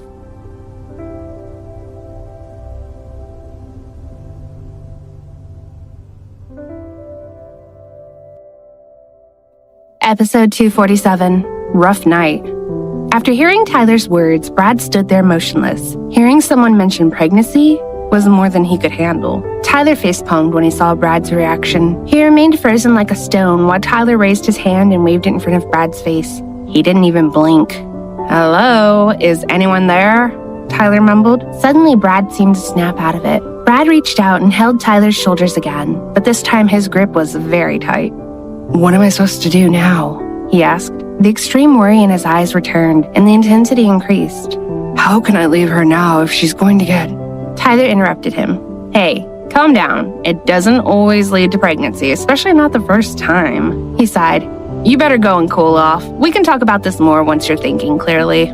Brad took a deep breath and released Tyler's shoulders. Brad returned to his room and slowly walked up to the bed. He looked down at his wife. She was still sleeping peacefully. He felt calmer just looking at her beautiful face. He smiled, leaned down, and kissed her forehead. Time passed, and he just sat there watching her sleep. He was thinking deeply, and when his thoughts turned to Hailey getting pregnant, he began to feel restless. He stood up and walked to the window. He tried taking deep, relaxing breaths, but he still couldn't calm himself down and think properly. He gazed out at the garden below and saw the hose they had left out the previous day. He walked over to the bed again and kissed Hailey once more.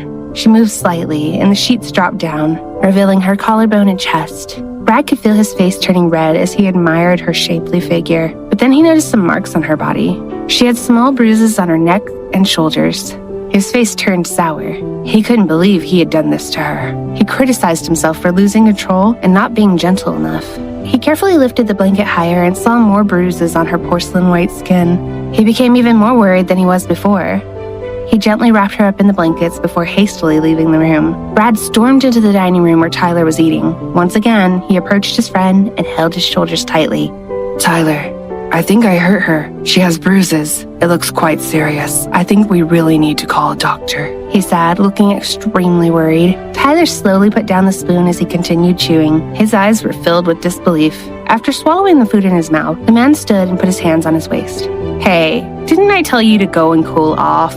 he said with a sigh. "This is why I told you before to watch some videos."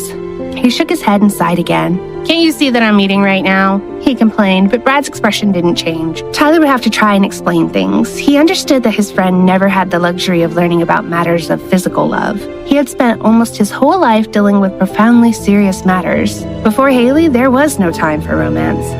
"Don't worry about the bruises. They won't affect her health at all," he said, and the concern in Brad's eyes seemed to decrease. "Are you sure? They look bad. What if it's painful for her?" he replied. Tyler just patted his shoulder. "How ferocious did you two get last night? Don't worry about every single thing that happened. People can act differently in throes of passion. You better wait and talk to her. Don't ask doctors or anyone else. Do you understand?" Brad tried to nod and then rubbed the back of his neck. "Do you think I'm a bad husband for doing such things to her?" he asked again. Tyler shook his head in frustration. "I told you to calm down. Quit asking me such silly questions." Tyler raised his head and shouted, "Someone, please help me. I don't know what to say anymore."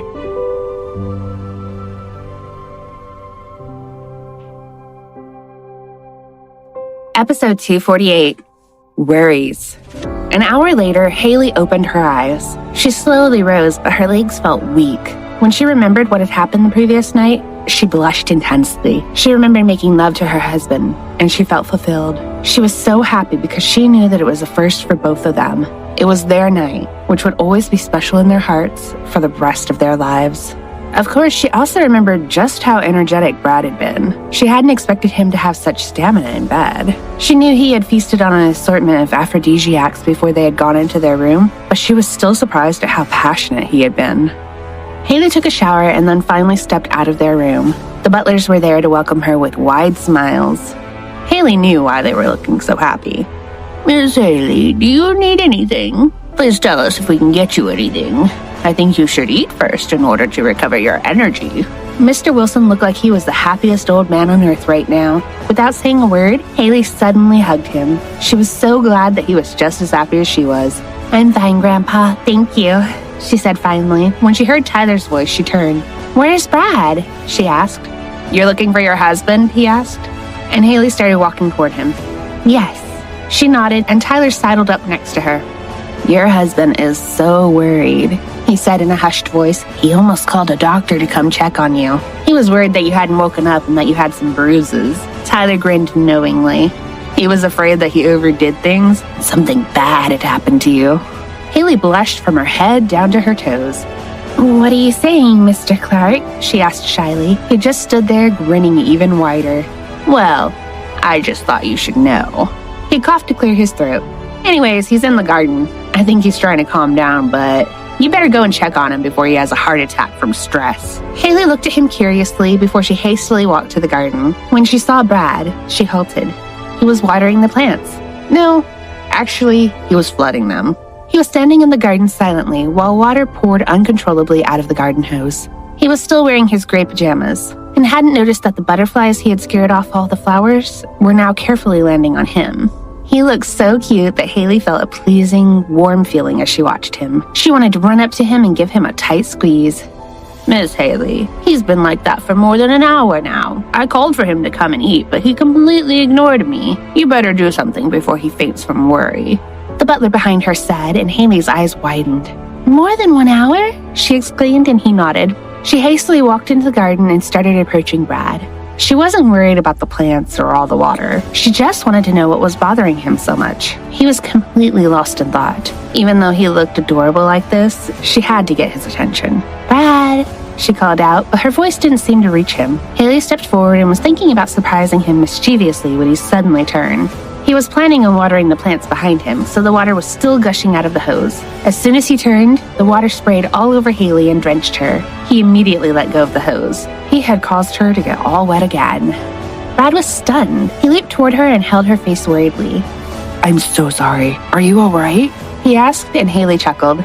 I'm fine. I was actually thinking about startling you. Now I'm the one that got startled, she said. He immediately took off his top and gently used it to dry her wet face. When she saw his half-naked body again, she remembered the night they had just shared. She was blushing as he rubbed his shirt on her.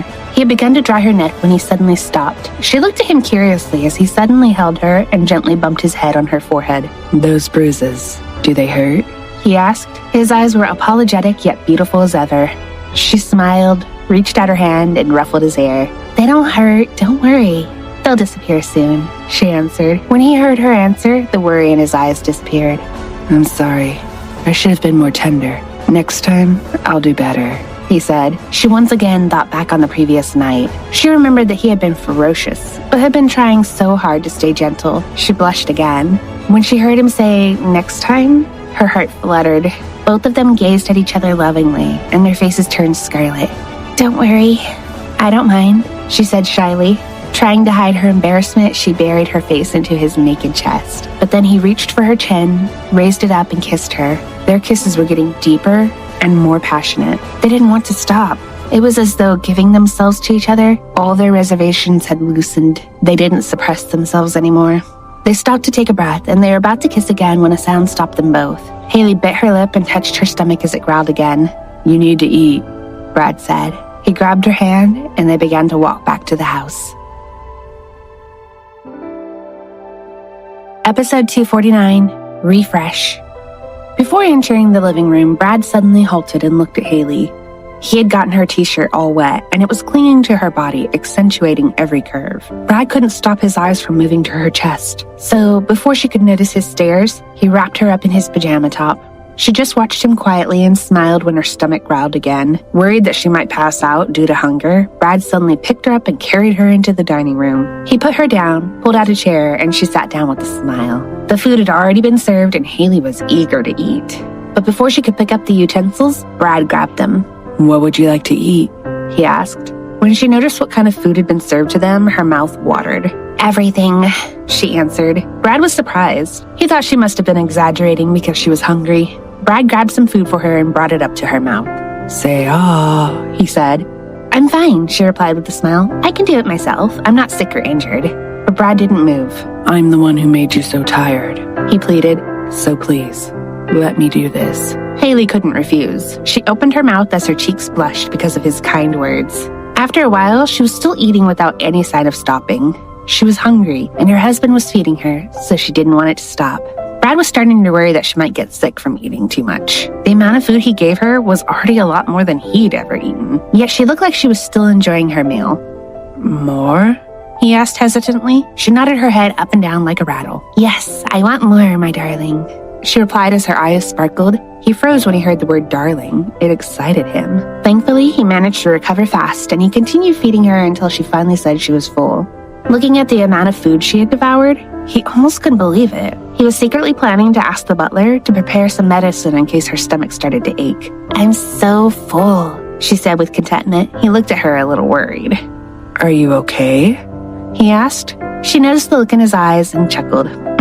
Don't worry, I have a big appetite, she replied. She stood energetically. Her exhaustion had finally disappeared. Brad was finally convinced that there was no need for him to worry. Inside the study, Tyler and Ken were looking at the computer screen very seriously. It's about time, Ken said. You should tell the boss that we need to leave as soon as possible. We only have 5 hours. Tyler nodded and stood up. He walked over to the window and looked down at the garden. He was thinking hard. The fact that Brad and Hailey had finally consummated their relationship drastically changed the current situation. He thought it would be cruel if Brad were to leave right away. He wanted to give them a little more time. Episode 250, Battle Plans. Let's give them one more night, Tyler said. Ken immediately turned toward him. How are we supposed to do that?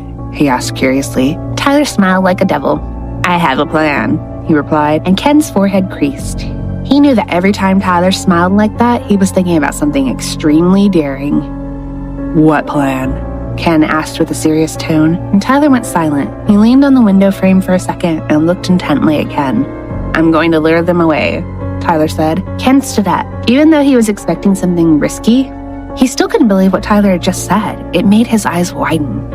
What are you saying? That's too dangerous, Ken exclaimed. Tyler just smiled again. Did you forget who I am? He said. Ken knew that Tyler was literally a human weapon, someone almost unbeatable in a fight. Even Ken could outdust him. You know how Brad hates it when you do things like this, Tyler, and you know he'll never let you get away with it, Ken replied, and Tyler's smile faded. I know. That's why we're going to hide it from him. If he asks, just tell him I went somewhere, he said nonchalantly. Ken wasn't happy about this plan. Don't make it sound so easy. Brad will notice if you sneak out. And besides, if something happens to you... Ken sighed. I don't even want to think about that. Tyler just laughed like it was nothing serious at all. I told you, don't forget who I am. I'm well aware of the risks. Do you really think someone could injure me? He said while shaking his head. Listen, I have the perfect idea. Tyler explained his plan to Ken before stepping out of the room. He saw Brad about to enter the bedroom. Brad, I have news for you, he said as he approached him. You still have some time, until tomorrow, actually. Brad looked up at Tyler and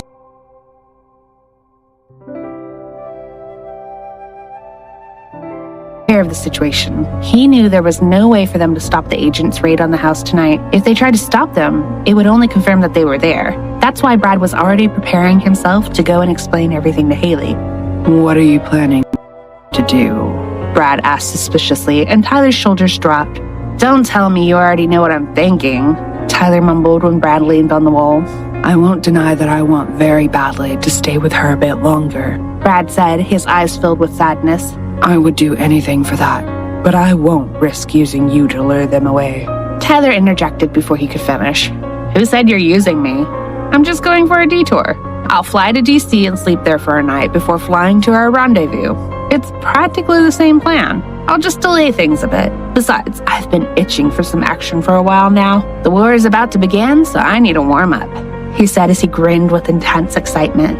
Brad was also feeling the rising tension. His eyes turned wild, and he was filled with a fighting spirit as the monster within him started to work its way to the surface. That's right, this war. I'm going to end this war no matter what. Even if the world is against me, I'll bring them all to their knees. No one can stop me, he said with a ferocious voice and a terrifying spirit. He looked as if he was willing to burn the entire world to the ground in order to accomplish his goals.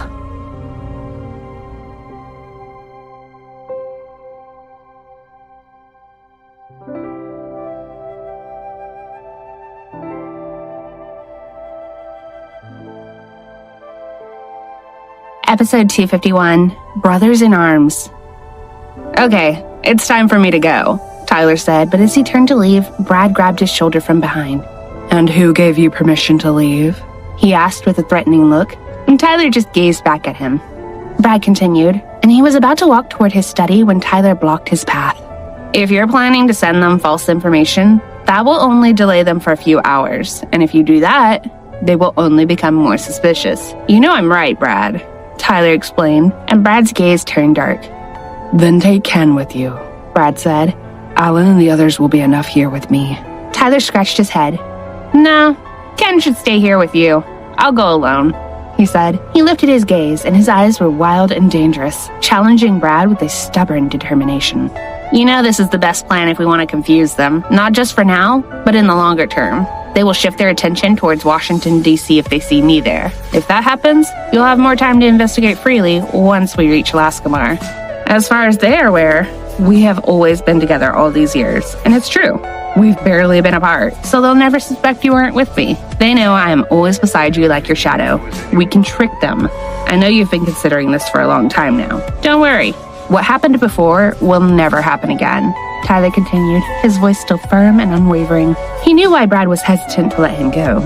9 years ago, when they had been cornered by the enemy, Tyler had considered sacrificing himself to save Brad, but Brad had refused even to contemplate what Tyler had proposed. But the situation had appeared hopeless, so Tyler had chained Brad up while he had gone to try to lure the enemy away from where he had left Brad. He still remembered what Brad had said when he returned, drenched in blood after half a day, and he smiled at the memory. Tyler, if you do this again, I will kill you. The words he had heard from Brad had surprised him back then. He had just been a teenager who had only been doing whatever had been in his power to protect Brad. He had believed that the only reason for his existence had been to protect his friend and nothing more. He had wondered whether it had been maybe how he had been created that had made him think and act in this way. He hadn't once considered his own safety, which was why he hadn't understood why Brad had gotten so angry. That same day, Brad had spoken to him while he had treated his wounds. He had spoken to him like a wise old man, and Tyler had not forgotten what he had said. Remember this. I don't need someone who will sacrifice their life for me. If you want to protect me, Tyler, protect yourself first. If you can't do that, then I don't need you. Since then, Tyler had remained at Brad's side. He had sometimes left for a short while if he was required to attend to a dangerous mission. But Brad had always said those same words before he had left. If something happens to you, Tyler, I will kill you. Hearing these words had always made him take extra care. The young Tyler had still been learning how to become a normal human being, but knowing that Brad had wanted him to care for himself had been enough for him. After all, he had been raised by Brad's mother to be a kind and loyal brother to him. Reminiscing about those dark, yet unforgettable times, Tyler could only grin. Don't worry, Brad. I'll be extra careful as usual. There's no way I would let anything unfortunate happen to me. And most importantly, I don't want you to kill me, he said, and Brad's grip on his shoulder loosened before he slowly lowered his hand.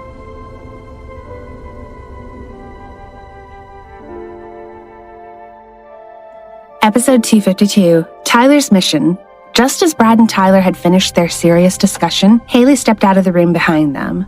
As soon as he saw her, Tyler leapt toward her and whispered something in her ear. Brad was confused and concerned, and his face turned dark as he watched them speak in hushed tones to each other. He was extremely curious about what they were talking about and what they didn't want him to hear. Unable to take it anymore, he walked over to them when Hailey suddenly left to run downstairs, leaving Brad even more confused and glaring at Tyler coldly.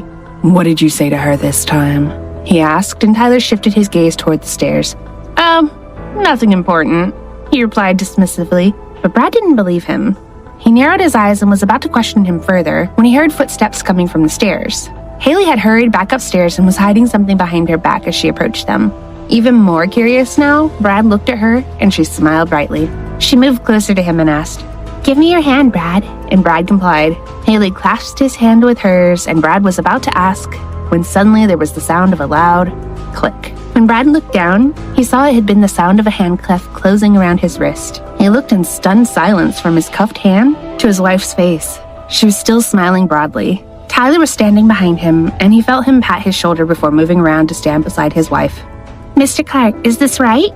she asked, and Tyler nodded and grinned. Yeah, you did a great job, Miss Hailey. This is for his safety," he said as he took the other end of the cuff from her. "Lift your hand, Miss Hailey," he continued, and Hailey curiously looked at him. "What?" she uttered, but Tyler had already held her hand and click. This time it was the sound of the closing cuff that made Hailey blink in astonishment as she looked at her cuffed hand and then at Tyler. Tyler then smiled mischievously as he started to back away from them. "The old man took the key and he'll be back here to uncuff you both tomorrow," he said with a mischievous smile, and the couple's eyes widened. "I have to run. Bye," he said before he disappeared from sight. A few hours later, Tyler was in Washington, D.C., enjoying the chase. He had allowed himself to be discovered on purpose, lurking around the city until he knew that the agents had been on to him. His eyes had been burning with excitement as, time after time, he had allowed himself to be found and then fooled them, giving them the slip so that they had lost sight of him over and over again. It was a game of cat and mouse. He had let them pick up his scent and then vanished right in front of them. Eventually, when he had believed it to be safe, Tyler had entered a discreet underground bar. It had been the agreed site for the rendezvous he had planned and where he had arranged to meet Brad's men in the city. Once inside, he looked around, and when he recognized the secret signal, he walked straight toward a table in a dark corner. He sat down with 3 men, and they exchanged greetings. "Mr. Clark, you have successfully fooled them. They are all heading toward the port now," reported one of the men. Tyler then provided them with their instructions, and they all stood to leave. Just before they reached the exit, someone bumped into Tyler, and one of the men grabbed the woman who had collided with him. Tyler continued toward the door, paying no heed to the incident, when he heard a voice he would know anywhere and couldn't possibly ignore. "You? Let go of me, damn it," she yelled, and when Tyler turned his head toward her, his eyes widened. Episode 253, A Familiar Voice. "What the hell is she doing here?" Tyler asked himself as he looked at the woman in front of him in utter disbelief. "I said let go of me," she yelled as she struggled, and then Tyler finally spoke. "Let her go," he said, and the men immediately complied. Tyler was wearing a plain black baseball cap that shielded his face, but his familiar voice was enough to make the woman sit up and take notice. She swung around to look at him. She hesitantly moved toward the tall man, dressed entirely in black, as if he was a secret agent in a spy movie, lurking in the shadows. She tilted her head to one side as she tried to get a better look at his face, but he suddenly turned and walked away without another word. As Tyler headed toward the exit, he wondered what on earth she was doing in a place like this. And at a time like this, while he was in the middle of a dangerous meeting, he wondered whether, if there were a god, he had a sense of humor and was playing tricks on him by conspiring that he meet her in every unexpected situation, no matter how bizarre. As much as Tyler wanted to ask her why she was here, he knew he had no choice but to take a deep breath, act as if he didn't know her, and leave. Anything else would only put her in danger, which was the last thing he wanted to do. She remained rooted to the spot as she watched him leave. He gave her one small backward glance as he walked toward the door and disappeared. His brow creased in worry as he left the bar. In the split second that he had looked toward her, he had glimpsed that she wasn't her usual self. She was impeccably dressed as always, as if she had come from a special event or occasion, and she looked every inch the sophisticated rich woman she was, but she had a lost look on her face and didn't exude her usual wild and wayward aura. Tyler couldn't shake the feeling that he wanted to go back and ask her what was wrong, because he was convinced that something was very wrong. Apart from Brad, he had never felt this desire to help someone before. Usually, he could ignore anyone without batting an eyelid. Furthermore, he was usually particularly focused when he was on an important mission. So this unfamiliar reaction was completely out of character, and he felt disoriented. He was caught between curiosity and wonder.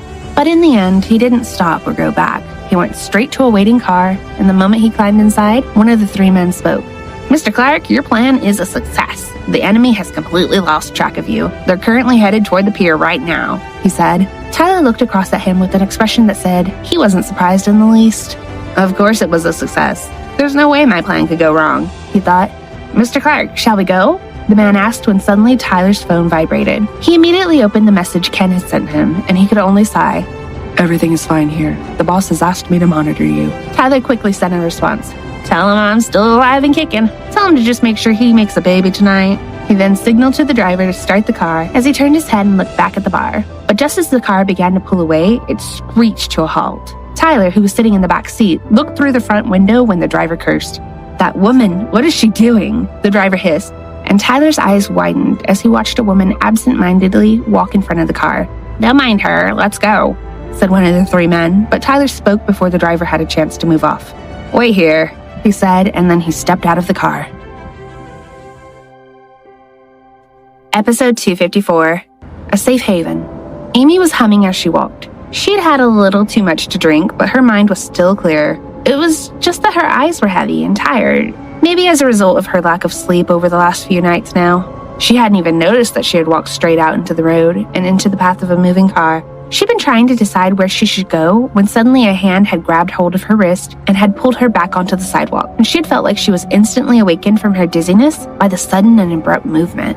She immediately looked up at the man holding her by the hand, and she was about to protest when she noticed he was the same man she had bumped into earlier. Her eyes widened. Lost for words, Amy tilted her head again to look at his face. When she heard his voice in the bar, she thought she had recognized him, but she had been reluctant to acknowledge him when he had ignored her. However, now that he was holding her hand, his familiar presence didn't escape her. "Mr. Handsome?" she asked, since she still couldn't see his face because of the shadow cast by his cap. The man suddenly flicked her forehead and she came to her senses immediately. That gesture only confirmed that it was definitely him. Only 2 men dared flick her forehead like that. So it was either Mr. Ordinary or Mr. Handsome, and it was quite obvious to her who it was this time. How could you flick a beautiful lady's forehead so hard?" she yelled at him, but he just dragged her toward the car and threw her inside. Then he climbed in after her, pulled the door closed, signaled to the driver, and the vehicle immediately pulled away. Tyler turned to her, and the man raised his cap to look at his face. "Oh, so it is Mr. Handsome and not Mr. Ordinary," she said, and as she spoke, Tyler could smell the combined scents of mint and alcohol. "You're drunk," he admonished, "and yet you're roaming around alone like a lost puppy in the middle of the night." "What do you mean the middle of the night? It's not even dinner time yet," she retorted, "and I just drank a little bit." Tyler just flicked her forehead again. "Ouch," she complained. "What the hell were you doing in here? And in a place like that?" he asked. Amy rubbed her head and looked at him with narrowed eyes. "Me?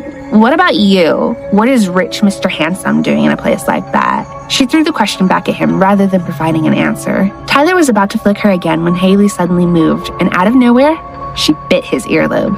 "Hey, what do you think you're doing?" he cried. He didn't know what else to say. Then he looked into her eyes and saw that her usual playful look had returned. At the same time, Tyler started to feel mischievous himself. "That's what you get for not being gentle," she said, but Tyler suddenly turned around and pinned her down by the shoulders. "Look here, little Miss Inappropriate. Are you really trying to provoke me even though I have my men watching?" he asked, and Amy went quiet. "I'm not trying to provoke you. I'm just taking revenge," she replied in a small voice. "Revenge? You call this revenge?" Tyler then asked, noticing her quiet reply, and he looked at her with a taunting gaze. "What can I do?" she asked. "I'm not as strong as some other women. I wouldn't have the strength to thump you." She spoke in a louder voice, but her words lacked their usual wit and humor. "Why? Are you afraid of me or something now? Do I really look like a macho fighter in your eyes?" he asked. "Well, she stuttered, and watching her floundering for a clever reply, Tyler knew something was wrong. This woman can always think of a smart remark at a time like this. I've never known her to be lost for words. This is very odd, he thought. "What's wrong? Are you finally becoming a good girl now?" he asked again, and Amy just creased her forehead. "Will we no longer see Little Miss Inappropriate now?" he continued asking without giving her the chance to answer. Amy was starting to feel dizzy again. Although she could hear what he was saying loud and clear, it was definitely annoying, so she couldn't respond as quickly as she normally did. But ever since that last glass of wine in the wine bar, she'd been fighting the urge to sleep, and the effort had made her dizzy. "I wonder whether someone put a sleeping pill or something like that in my drink," she thought, and she was disoriented, because she knew that she couldn't just fall asleep anywhere without someone she trusted watching over her. So she had quickly left the bar, but now that this man was in front of her, she felt she could finally relax. All she wanted to do was close her eyes, but he just continued to tease her. "Oh, Little Miss Inappropriate is a good girl now. Can't say I'm complaining, though," Tyler began, but he was interrupted when Amy grabbed him around the neck and kissed him as though telling him to shut up. He could taste the mint and wine on her tongue, and he also felt enraptured by her warm kiss. But just as he was about to return her kisses, she suddenly stopped, and her hands that had been wrapped around his neck fell to her sides. When Tyler sat back and looked at her, he was astounded that she was asleep. He couldn't believe that she had fallen asleep so instantaneously. Her eyes were closed, her mouth slightly open, and she breathed quietly and steadily while Tyler remained still, afraid to move. "This woman, did she just kiss me so that she could sleep on me?" he thought as he watched her sleeping soundly.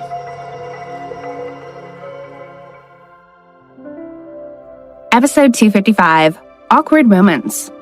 Back at Gray Mansion, Brad and Hailey spent the day happily handcuffed to each other. Hailey had encouraged Brad to experience many things he had never done before in his entire life. They'd spent time outside in the garden, planting flowers together. She had taught him how to cook her favorite recipe, and then they had washed the dishes together. They had spent time playing video games. To begin with, Brad had experienced some difficulty with many of the tasks, partly because he was a complete novice, but also because the couple had been handcuffed together. Going about your daily routine attached to another person wasn't particularly convenient. It made everyday life a little difficult and required constant cooperation.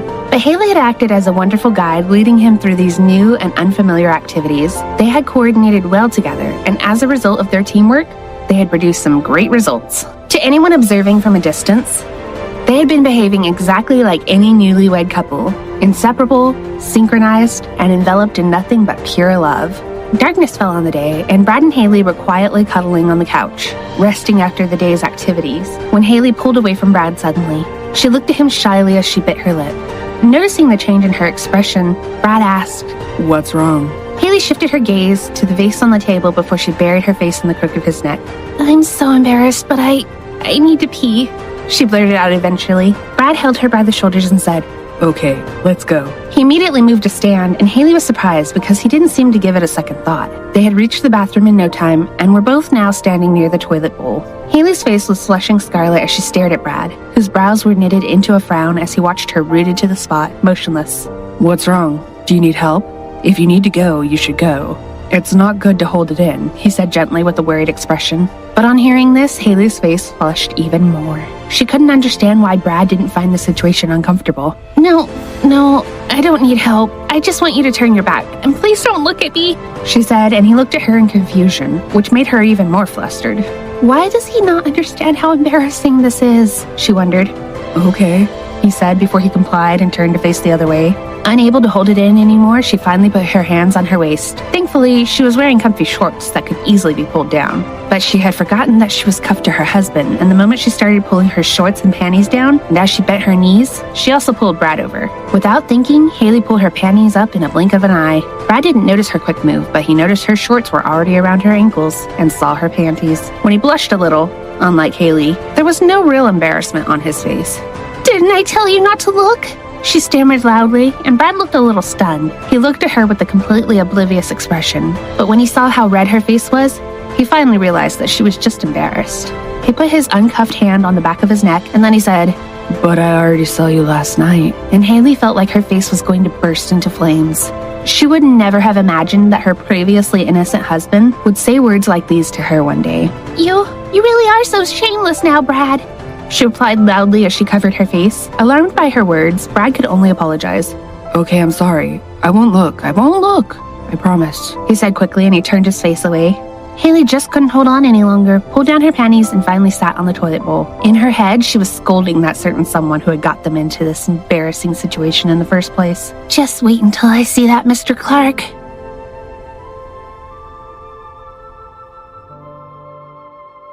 Episode 256. Shall we dance? By the time Brad and Hailey had finally stepped out of the bathroom, Hailey had still been blushing furiously. But the next moment, she saw the signal she had been waiting for from the maids, and the incident was forgotten. She breathed deeply and looked up at Brad, and then without uttering a word, she pulled him by the hand and led him toward the courtyard. When they reached the garden, Brad's eyes widened in surprise. Soft, romantic yellow lights were strung around the courtyard, and white chiffon curtains swayed gently in the light breeze hung around the gazebo in the center. And behind the curtains, inside the gazebo, was a table set for two, complete with candles. Brad realized that Hailey had organized a romantic dinner, and he gazed lovingly at his wife. Her eyes sparkled as she said, "I can't take you out on a date, but we can still have a romantic date here." What she said tugged at his heart with pain and happiness in equal parts. It was a perfect setting. The lights, the curtains, and the candles all contributed to the romantic atmosphere. Together, they walked along the pathway leading to the gazebo, their wrists still cuffed, holding hands, and hearts fluttering wildly, although neither was quite sure why. That evening in the courtyard under the night sky, they felt like they were the only people on the planet. They were overcome with love and affection for each other, and if anyone had observed the scene, they might have believed that they had happened upon a romantic movie set. Sitting across from each other, they rested their cuffed wrists on the table, still holding hands tightly. Neither of them spoke. They just gazed deeply into each other's eyes as though communicating silently. It was as though they were allowing their feelings and emotions to take over. Then they quietly took turns feeding each other the delicious food on the table. Once they had eaten, they remained at the table drinking wine. Hailey took a sip and then stretched her hand underneath the table for a second. When her hand re-emerged, it was holding a beautiful purple flower. She reached over to offer the flower to her husband, which he took from her. The purple flower was a viscaria, and Hailey explained, "This flower means, will you dance with me?" Brad took her hand, and Hailey led him to a space circled with small lights. They stood in the center of the circle when Brad broke the silence. But I don't know how to dance, he said, his voice full of disappointment. He looked awkward, but Hailey found his reaction adorable as she always did. She chuckled softly. "You've never danced before?" she asked, and he shook his head. No, never. I've never danced before in my life, he replied, and Hailey's eyes lit up and sparkled with excitement. "So that means this will be your first? Will I really be your first dance?" she exclaimed. When he mumbled, "Yes." In response, she threw her arms around him and squeezed him hard. "Oh, you don't know how happy I am to be your first dance," she added, delighted, before she let him go. "Don't worry, I'll teach you." Hailey then took his right hand and put it around her waist before she laced the fingers of his left hand and her right hand together. Her left hand rested on his shoulder. She then instructed him to look down at their feet while she demonstrated. Afterward, she led her husband in a slow dance. She found he was a quick learner and didn't need to practice much at all. She smiled as she thought, "He's a natural." Their bodies were synchronized in no time at all as they swayed gently and gracefully together to the music.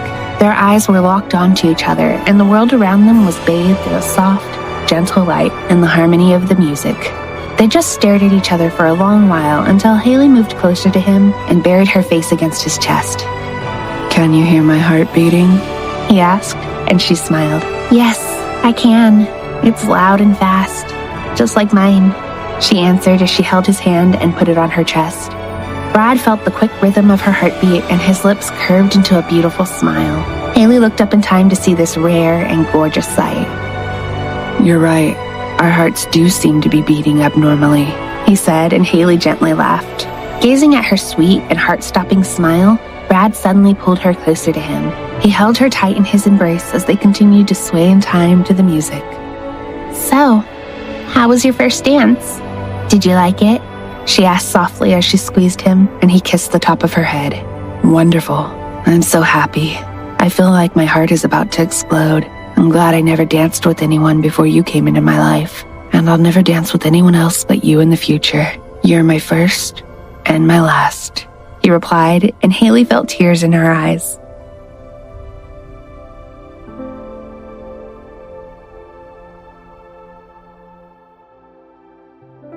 Episode 257, Amy's Game. As he hugged his wife tightly and they both continued swaying slowly along to the music, Brad bent down to whisper softly in her ear. "Hailey, I have to leave tomorrow," he said, his voice hoarse and sad, but Hailey could also sense a strange intensity in his tone. She pulled away to look at him when, to her surprise, she saw his eyes were brimming with determination and fighting spirit. It wasn't something that Hailey had ever seen in him before. She didn't realize it was the same look she had given him the night before when she swore she would never give up on him.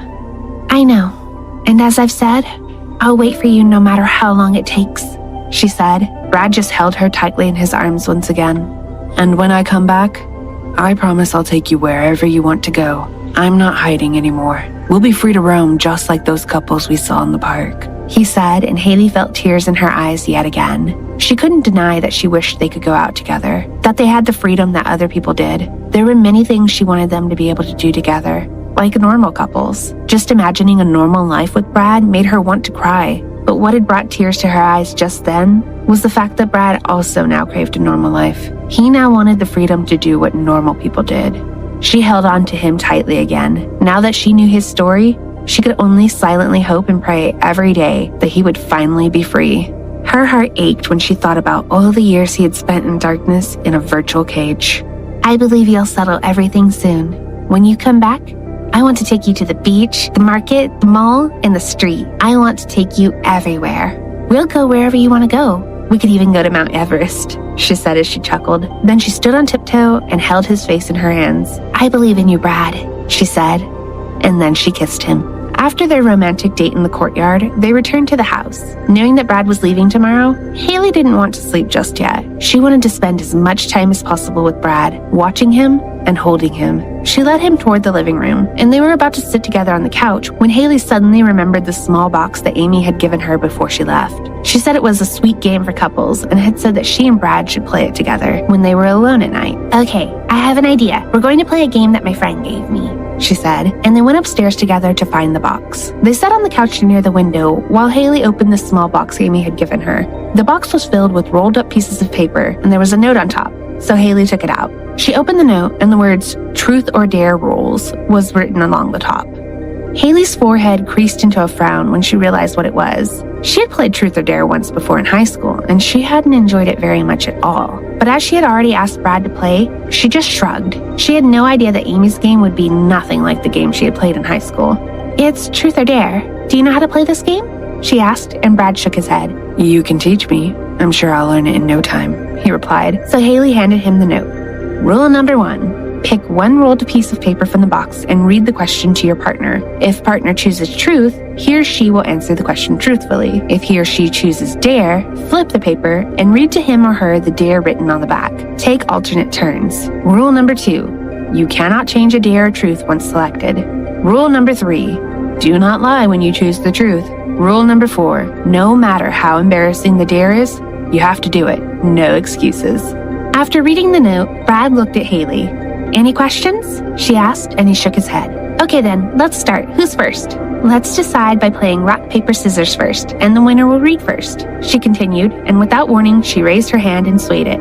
Rock, paper, scissors, shoot, she said, and on the last word, she held out her fist with an index and middle finger extended.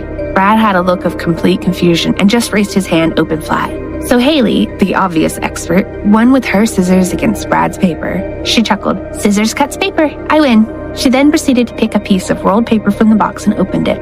Okay, here's the question, Brad. What's your partner's most annoying habit? She asked and waited nervously for his response. Truth. None, he replied instantly, and Hailey's shoulders dropped. Are you sure I don't have any annoying habits? Owen and Amy tell me I have lots, she asked, and her eyes narrowed slightly. But Brad said, I'm not lying. Nothing you do is annoying at all. Not to me. He spoke solemnly and sincerely, and Hailey blushed at his sweet words. Okay then, it's your turn to pick one, she said, handing him the box. He picked another roll of paper, but instead of reading it aloud straight away, he paused for a moment. What's wrong? She asked, but Brad didn't look at her. He cleared his throat before he began to read. What sexual position do you love the most? He asked, and the question was followed by a long silence. Hailey didn't react right away, but after a few seconds, she grabbed the piece of paper to check that that was what it actually said. She was shocked to see that it was. Amy, what kind of question is that? She yelled inside her head to her friend as her face started to burn. After a while, she noticed that Brad was quietly waiting for her response, so she uttered the word, dare. He then flipped the paper, and once again, he fell silent for a while. Bite your partner's lower lip, he said. Hailey, who was still blushing furiously, had no choice but to do the dare. She moved closer to him, leaned over, and bit his lower lip as quickly as possible. My turn, she said immediately after completing her little dare, and she hurriedly selected another piece of paper from the box. If you could change one part of your partner's body, what would it be? If your answer is none, or I don't know, you have to do the dare, she read. He would obviously only respond none to that question, and had no choice but to say, dare. Kiss the favorite part of your partner, she read. She started to turn red, but when she looked at Brad, he looked troubled. But I like every part of you, he said, sounding a little exasperated. Well, just choose one, she suggested. He appeared to give this some serious thought before he moved toward her, and his lips slowly landed on her eyelids. As she felt his warm lips gently pressing against her eyes, Hailey felt her heart fluttering like crazy. It was then Brad's turn to read, so he chose a piece of paper. Describe your first kiss with your partner, he said. Hailey fell silent again before opting for a dare, thinking it might be less embarrassing than describing their first kiss. She was wrong. Take off your partner's shirt using your teeth, Brad stammered as he read the dare, and Hailey almost choked.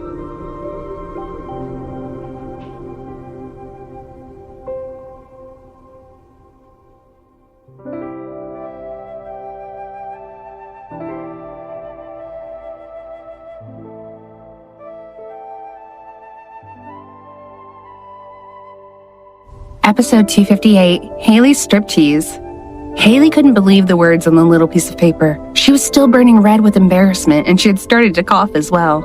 Are you all right? Brad asked with a worried look as he began rubbing her back. But he had already started to imagine her removing his shirt using only her teeth, and he didn't know why, but he thought he would actually like her to do it. However, when he thought about it, he realized that it would just be too difficult, particularly as they were still handcuffed together. If you can't do it, it's fine. Let's just skip that one. I'll pick another one instead, he said, also afraid that she might even hurt her mouth or damage her teeth by even trying. When she heard his considerate words, Hailey celebrated a little inside, but then she remembered the strict rules stating that she had to do the dare, no matter how embarrassing it was. She felt guilty as it seemed that Brad was taking the game so much more seriously. So she made him a promise. The next one, I promise I'll do it, no matter what it is, she said solemnly, hoping it would make up for the fact that she had already broken one of the game's rules. He then picked another rolled piece of paper and read it to her. How did you feel during our first night? Provide elaborate details, he asked. His voice softened at the end of the sentence, but she heard it loud and clear. So that explains why Amy told me to only play this game after our first night together. Amy, you're so despicable. What do you mean by elaborate details? She yelled inside. Then she looked at Brad, who appeared eager to hear her response, but she felt like her whole body was on fire with embarrassment. She thought about it and struggled to think about what she could say. I know I could answer the question, but provide elaborate details? I would explode before I could even start, she thought. So she looked over at Brad and thinking about the promise she had just made him, she said, Dare.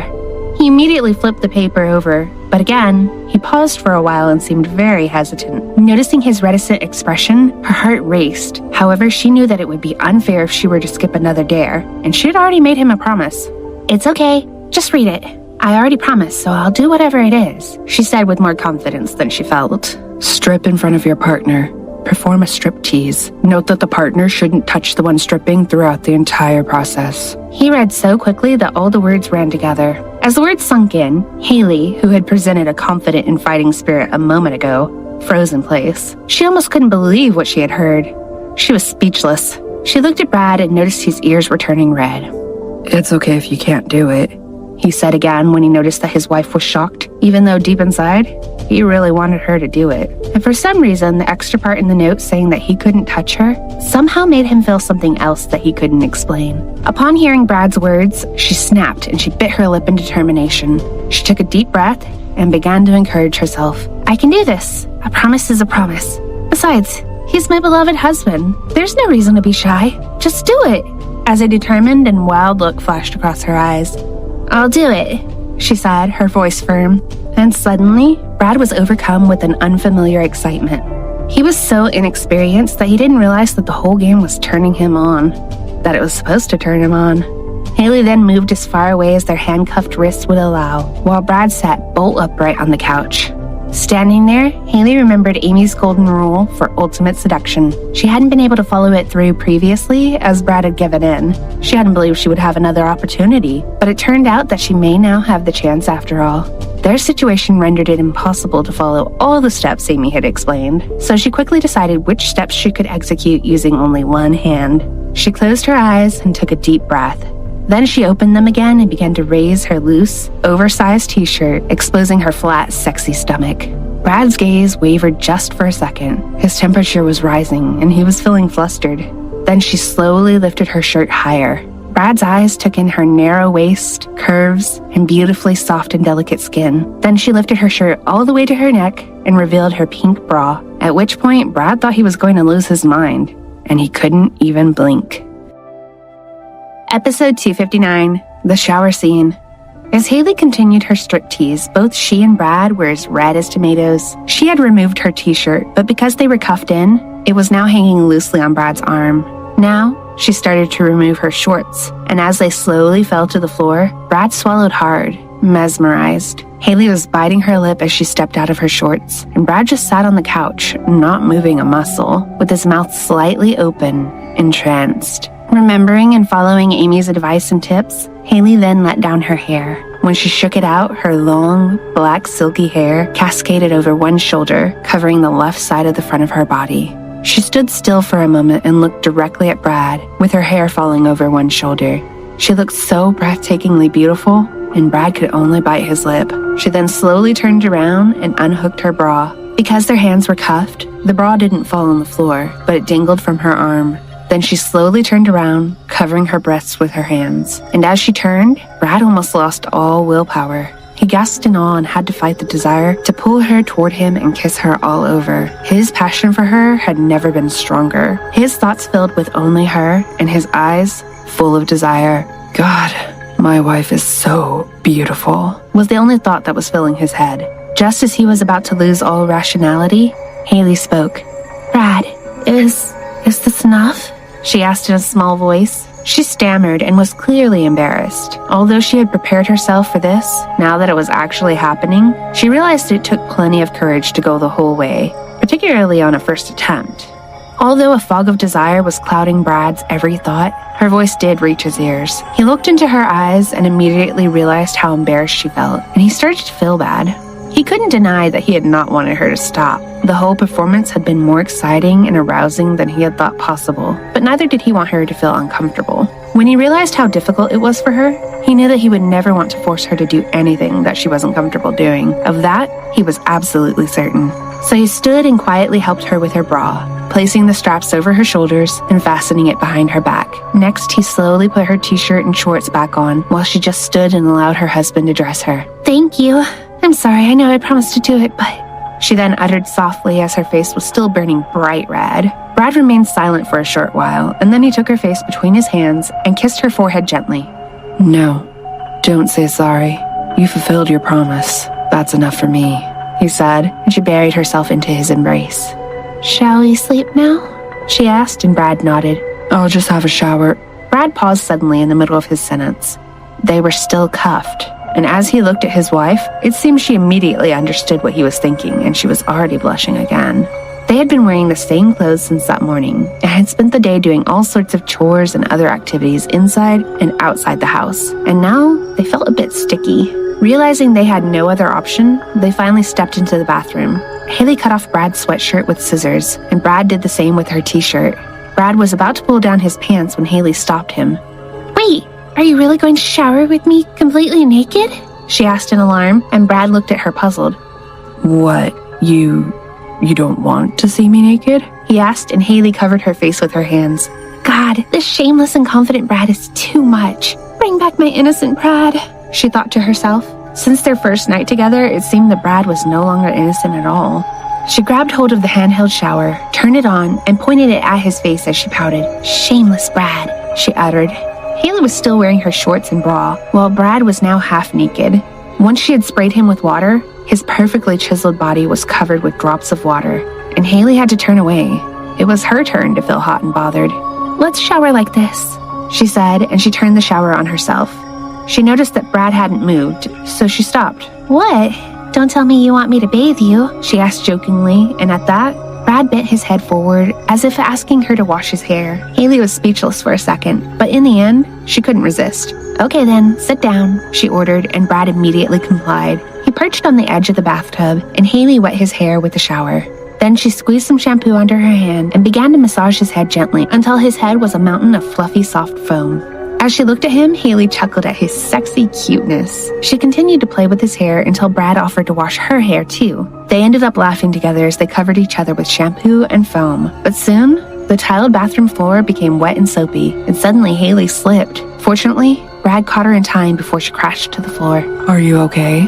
He asked as he held her close, but Hailey just looked up at him as their eyes met. They gazed at each other for a few moments. Brad realized that he was pressed right up against her, and that his desire for her was apparent. And Hailey could feel this as they pressed against each other in their wet clothes. They both turned scarlet, but before they knew it, they were kissing each other hard and deep, still wet and covered in foam and still under the running shower.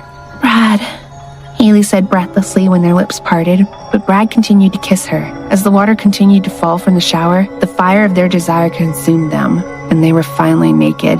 Brad carried her and gently laid her down on the bed before kissing her again. Brad, can we turn off the light? I want to touch your face, she whispered. So he reached over, turned off the light, and removed his mask. Hailey then kissed him and caressed his face as though trying to memorize and visualize every detail of the man in her arms. When I come back, you'll finally see my face. I promise, he said, and the joy Hailey felt on hearing those words almost made her heart explode. I will wait, she murmured softly, and then Brad's mouth was upon hers once more as he kissed her even more deeply. Hailey, if I'm not being gentle again, please hit me, he whispered in a hoarse voice, barely able to catch his breath, but she just moaned gently and they both slowly drifted once more into a heavenly place of desire and pleasure.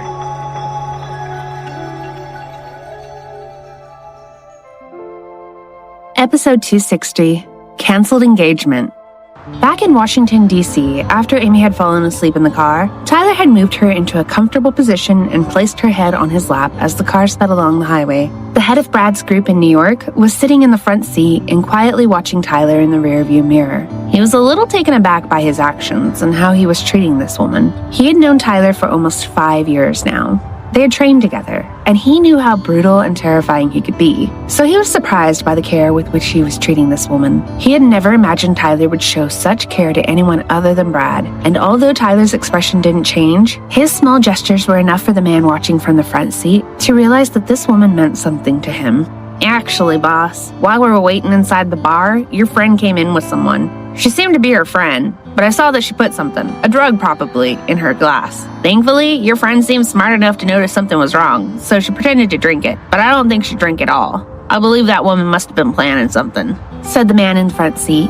Tyler's brows knit into a frown, and he glanced down at Amy before he took out his cell phone. Tyler made a call and was heard asking someone to investigate why Amy was in Washington in the first place. After an hour, as she remained fast asleep on his lap, his cell phone rang. Boss, it's Miss Amy's engagement party tonight, the man on the other end of the phone said. Tyler's forehead immediately creased into a frown. What did you say? He asked, his voice suddenly cold. The man calling him gave him all the information he had. We found footage that some bodyguards had forced her onto a plane in Laskamar, and upon her arrival in Washington, they brought her to a hotel owned by the Peterson Corporation. Her father wants an alliance with the Petersons, so he wants his daughter to marry Peterson's youngest son, but Miss Amy escaped before the party could start.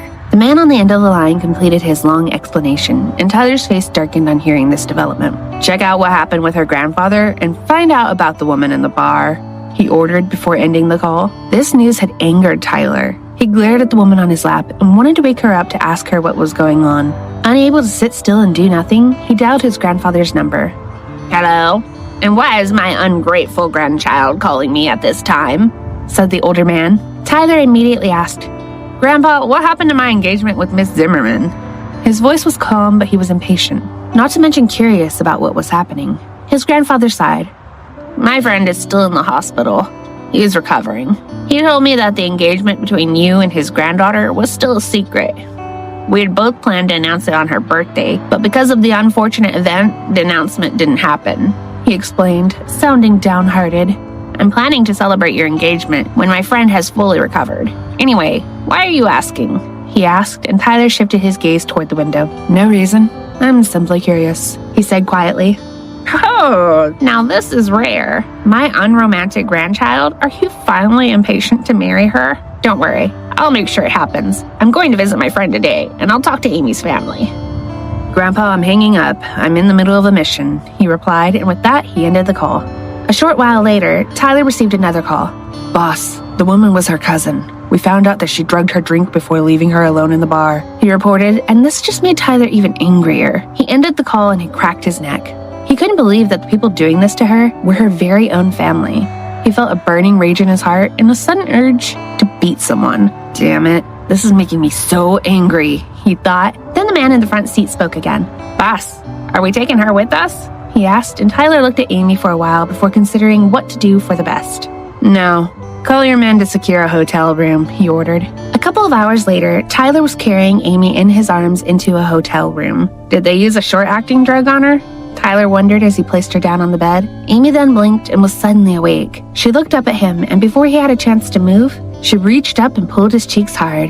Hey, stop treating my handsome face like it's made from elastic, he said, and it was then that Amy was finally sure that the man holding her was none other than Mr. Handsome. She believed it when she saw him, but she just wanted to be certain she wasn't hallucinating.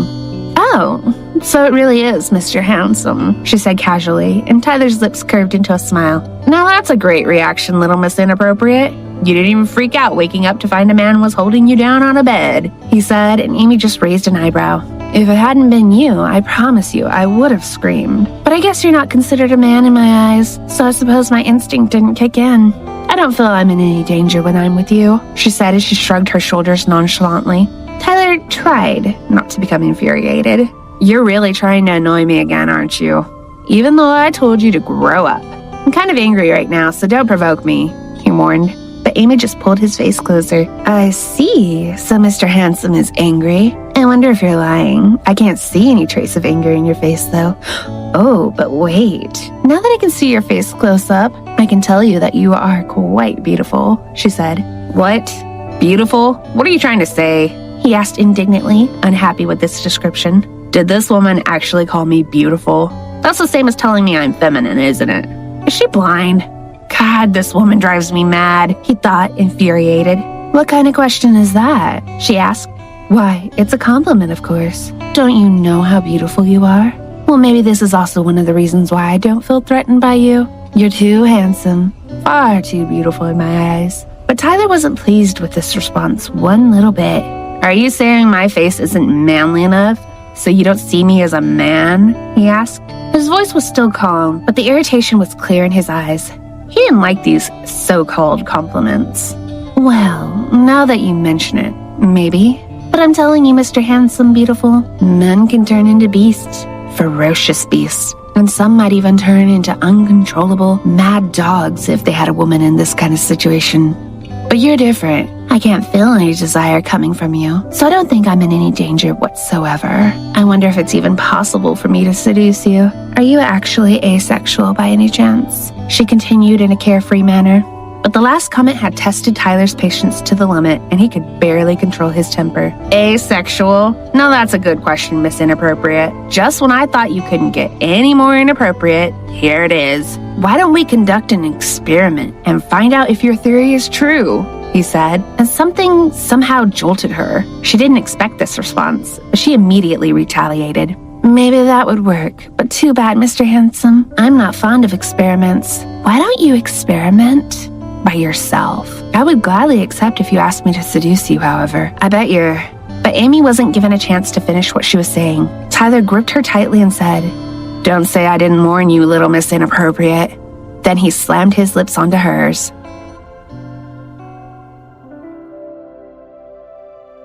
Episode 261, Caught Off Guard. Tyler kissed Amy hard, thinking that she would protest. He was trying to teach her a lesson, that she shouldn't judge a book by its cover. He forced his tongue inside her mouth as he held her tight and pulled her closer to him, trying to warn her of danger. But to Tyler's surprise, rather than protest, Amy slipped her hands around his neck, pulled him close, and kissed him right back. Tyler was completely caught off guard. She kissed him deeply and with as much skill as he had, and so they ended up in a passionate embrace. Tyler could tell the difference between her kisses and those he had shared with other women. But it wasn't just about her being skilled. It was just that she seemed to hypnotize him, and he couldn't break away. To him, kissing her and holding her tight like this just felt right. He felt a kind of warmth he had never experienced before. Damn it, Amy! He could only curse silently as he struggled to stop before it was too late. He had never once had this problem before. It had never been hard to stop whenever he'd wanted to, no matter how far and deep the intimacy went. But with Amy, the challenge was on a whole new level. He was overwhelmed. However, he was well trained, and maybe due to how he was created, he still managed to stop eventually. He sometimes felt like a robot programmed to always follow instructions, no matter what. Breathing hard, he kept her pinned down as he moved his body away from her. Amy was also in a state of complete shock. She had read the danger signals coming from Tyler, so she had actually tried stopping him. But she hadn't expected the effect of his kiss to be so intense that it simply knocked her sideways. She was accustomed to being the one first to break the flow of a kissing encounter. She sometimes even kissed with her eyes wide open, but now, with Tyler, she couldn't even push him away, and she didn't understand why. You little, I thought you said you weren't interested in my experiment. Why the hell did you kiss me back? Tyler said. They were both obviously flustered and flushed following their passionate kiss. She looked into his eyes to see they were full of a wild yet controlled emotion that finally confirmed just how different this man was from all the men she had met before. Amy had learned the meaning of every gesture a man could make, and she was confident in her ability to understand a man's thoughts, feelings, and desires. But she failed to comprehend this man. He was a mystery to her. The more she observed and examined him, the more she felt like he was someone from another planet. But what was worse was that she couldn't explain why she felt the way she did with him. "Hey you, are you even listening to me?" he asked as he flicked her forehead, and Amy immediately rose. "Ouch, why are you flicking me so hard? Can't you be a bit gentler?" she snapped loudly as she rubbed her forehead. "That's what you get for being careless. Don't trust in your instincts so much, okay? Some angels are devils in disguise," Tyler said, but Amy just stared lazily at him. I already learned that a long time ago. It's just that, "Well, don't blame me. What can I do? There's no way I could resist such a beautiful man voluntarily throwing himself at me." "Okay," she replied with a shrug. Tyler just closed his eyes and took a deep breath. Damn it, she's making it sound like I threw myself at her, and she's the one who lost control. This little Miss Inappropriate really knows how to drive me insane. Episode 262. Worry about yourself. I have to go. I have some important matters.